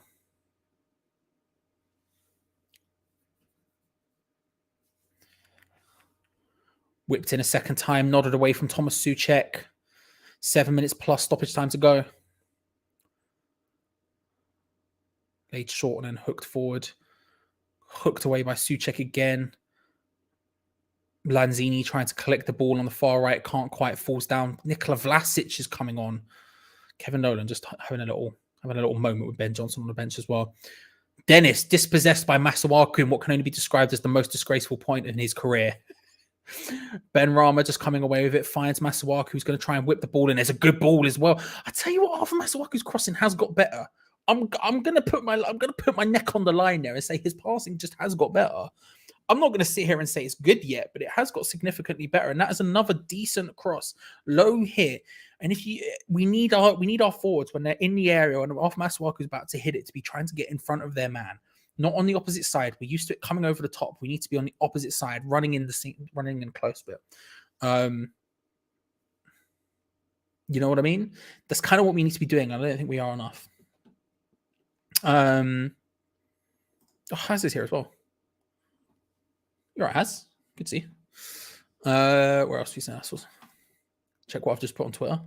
I will when I get the opportunity. My thing is not working and I'm scared to type anything in and break everything. But I will have a look. We'll have a look. Kufal and Seema just having words there. West Ham are going to make another substitution. It is Saeed Benrahma coming off for Vlasic. I think a very good performance from Benrahma today. Or a good performance at least. He obviously scored. I think he's looked very dangerous throughout, especially in the first half. Second half less effective, but then again, West Ham in general have been very ineffective in the second half. But I think he's done a decent job there, and Vlasic is coming on in his place and can hopefully do something in 5 minutes. My stomach is going mad. I'm hiccuping in all over the shop. In an alternative universe, Charlie's interviewing Don Robbie on HTV. Well, you know. There's no time to change. Too late. I've nailed my mast. I've nailed my colours to a mast. You know what I mean? It's happened. Don't get me wrong. It's happened, but I'd be tempted, but it's happened. Long ball over the top of Dennis, by the way. Diop's trying to stop him. Alpha Masuaku comes in. Souček just manages to get a foot in and stop that. Josh King goes down in the area. That is looking for a penalty. You ever want to see looking for a penalty, that is it. And it's straight into the hands of Fabianski and we can move on with our lives. But there was a moment there. The big ball over the top. Dennis had all of the time and space, unsurprisingly, behind Arthur Masuaku. I know, shocking. Diop comes across and just stands him up long enough to get some support. Arthur Masuaku is the one who initially supports him. He wins the first flipping heck. Cathcart was so... yeah, Masuaku does come support. It forces them back. And Josh King tries Seema. No, it's done. Seema's done as a footballer. No longer like him in any way, shape, or form. He just tried to flip in Marseille's turn, a Marseille twist like he's prime Zidane, and lost the ball in the process because he's not that good. Seema, what are you doing, lad? What are you doing, Seema? Just Seema. Not good. Pedro with a good opportunity here though for Watford. Good block by Craig Dawson in the end. West Ham will inevitably boot that clear because that's all we do now. And guess what? Watford win the ball back. Oh, no. West Ham win a free kick on the halfway line. What a time to be alive. That's the most effective that's ever been.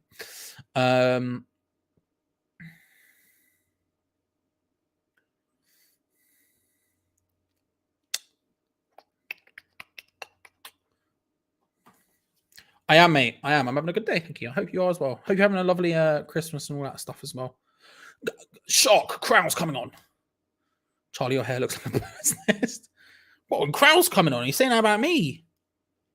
I don't necessarily disagree. It's very messy. It's a mess. The whole, it's just bad overall. Do you know what I mean? There's a lot wrong. There's a lot wrong. It's a lot wrong. You know? Vlasic gets his way into the area. Can't quite. He just hesitated a bit too long there. Tried to wobble one way and the other, but he can't do it. Masuaku does collect the ball, though, lays it into Antonio in the area, who can't lay the ball off.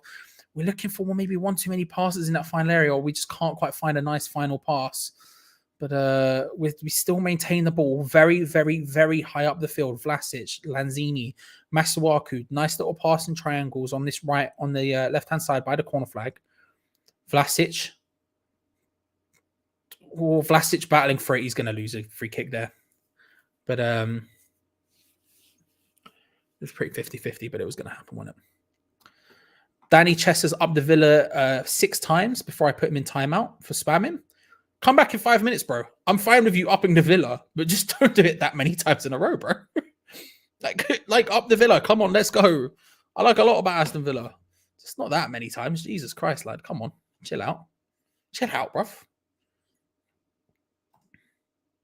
Very nice. It's good. It's good. It's good. Lanzini coming off and on in his place is Alex Crowell. We're actually making that substitution.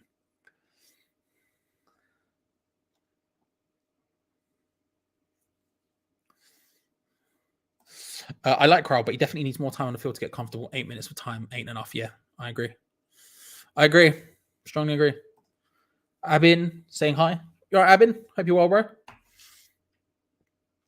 But yeah, no, I strongly agree. I think Crowell needs way more time. C-Man driving a German whip. Backed up windows, leaning back. C-Man driving German whip. If he docks in the park with peas and that, sorry. I can't not go David Vianic on that one.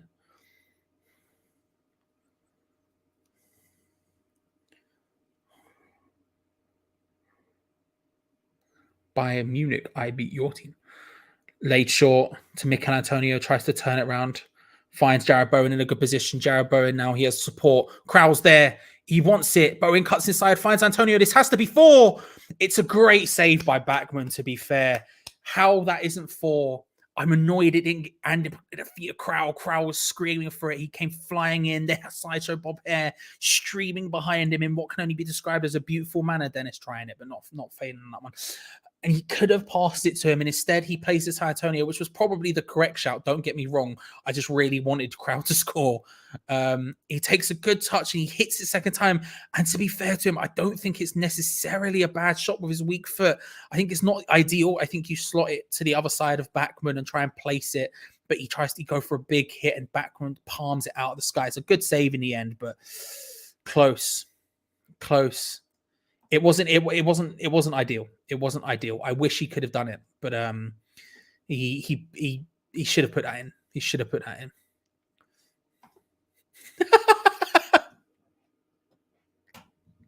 You're not wrong, mate. You're not wrong. You're not wrong. It is 4:48 here. I am in the UK, so it's 4:48.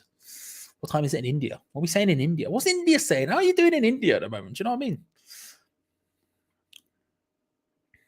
Baby bell rapper. 2 months ago, he slides that in. Yeah, when he's a bit more informed. I'll take it. It is what it is. He's at least getting the opportunities now. Do you know what I mean? He's at least getting the opportunities now, which is good. Oh, Bowen really well. Just plays it past Vlasic. That has to be in. It is.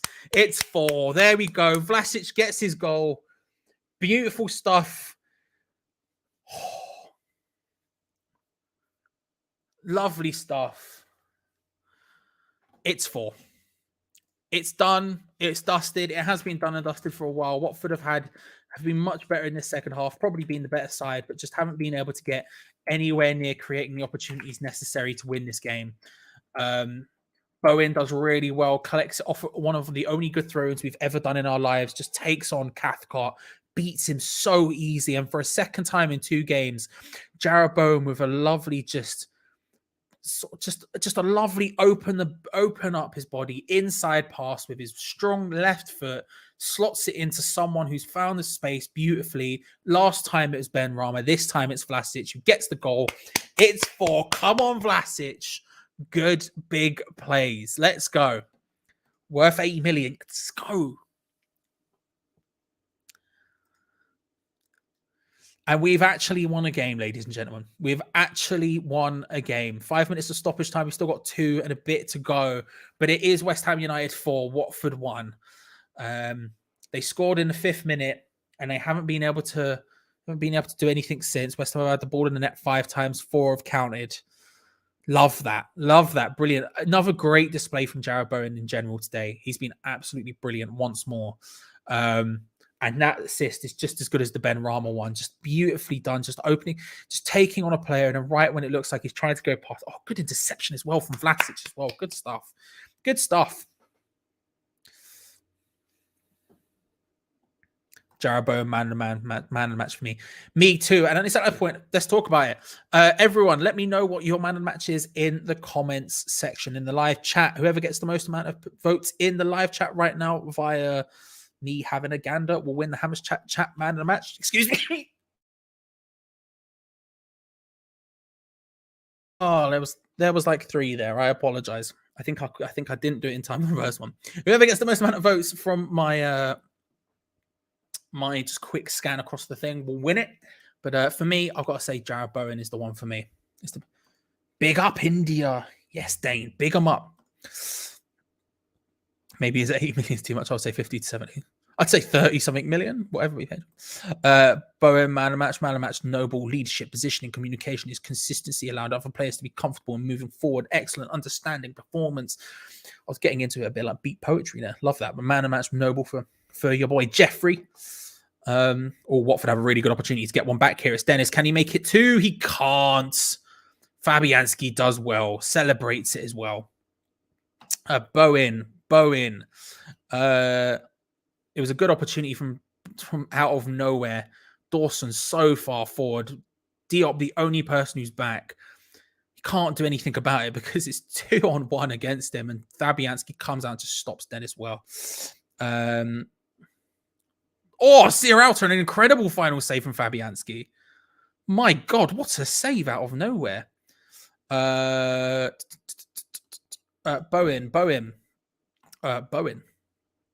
What a save. Would have said Bowen before that assist. So yeah, Bowen. I agree as well. Is that Vlasic's first goal for us? I believe it is, Iron Shaft, unless I'm forgetting one. Bless you. Thank you. Man of match, Christmas tree. I know it's a joke, but I'll take it. Bowen has to be the England set up man of match again today. He's got to be in with a shout. Suchek can't quite get away from the corner, but it doesn't matter as the full-time whistle goes. It is Watford 1, West Ham United 4. Let's have a couple more of these. Bowen.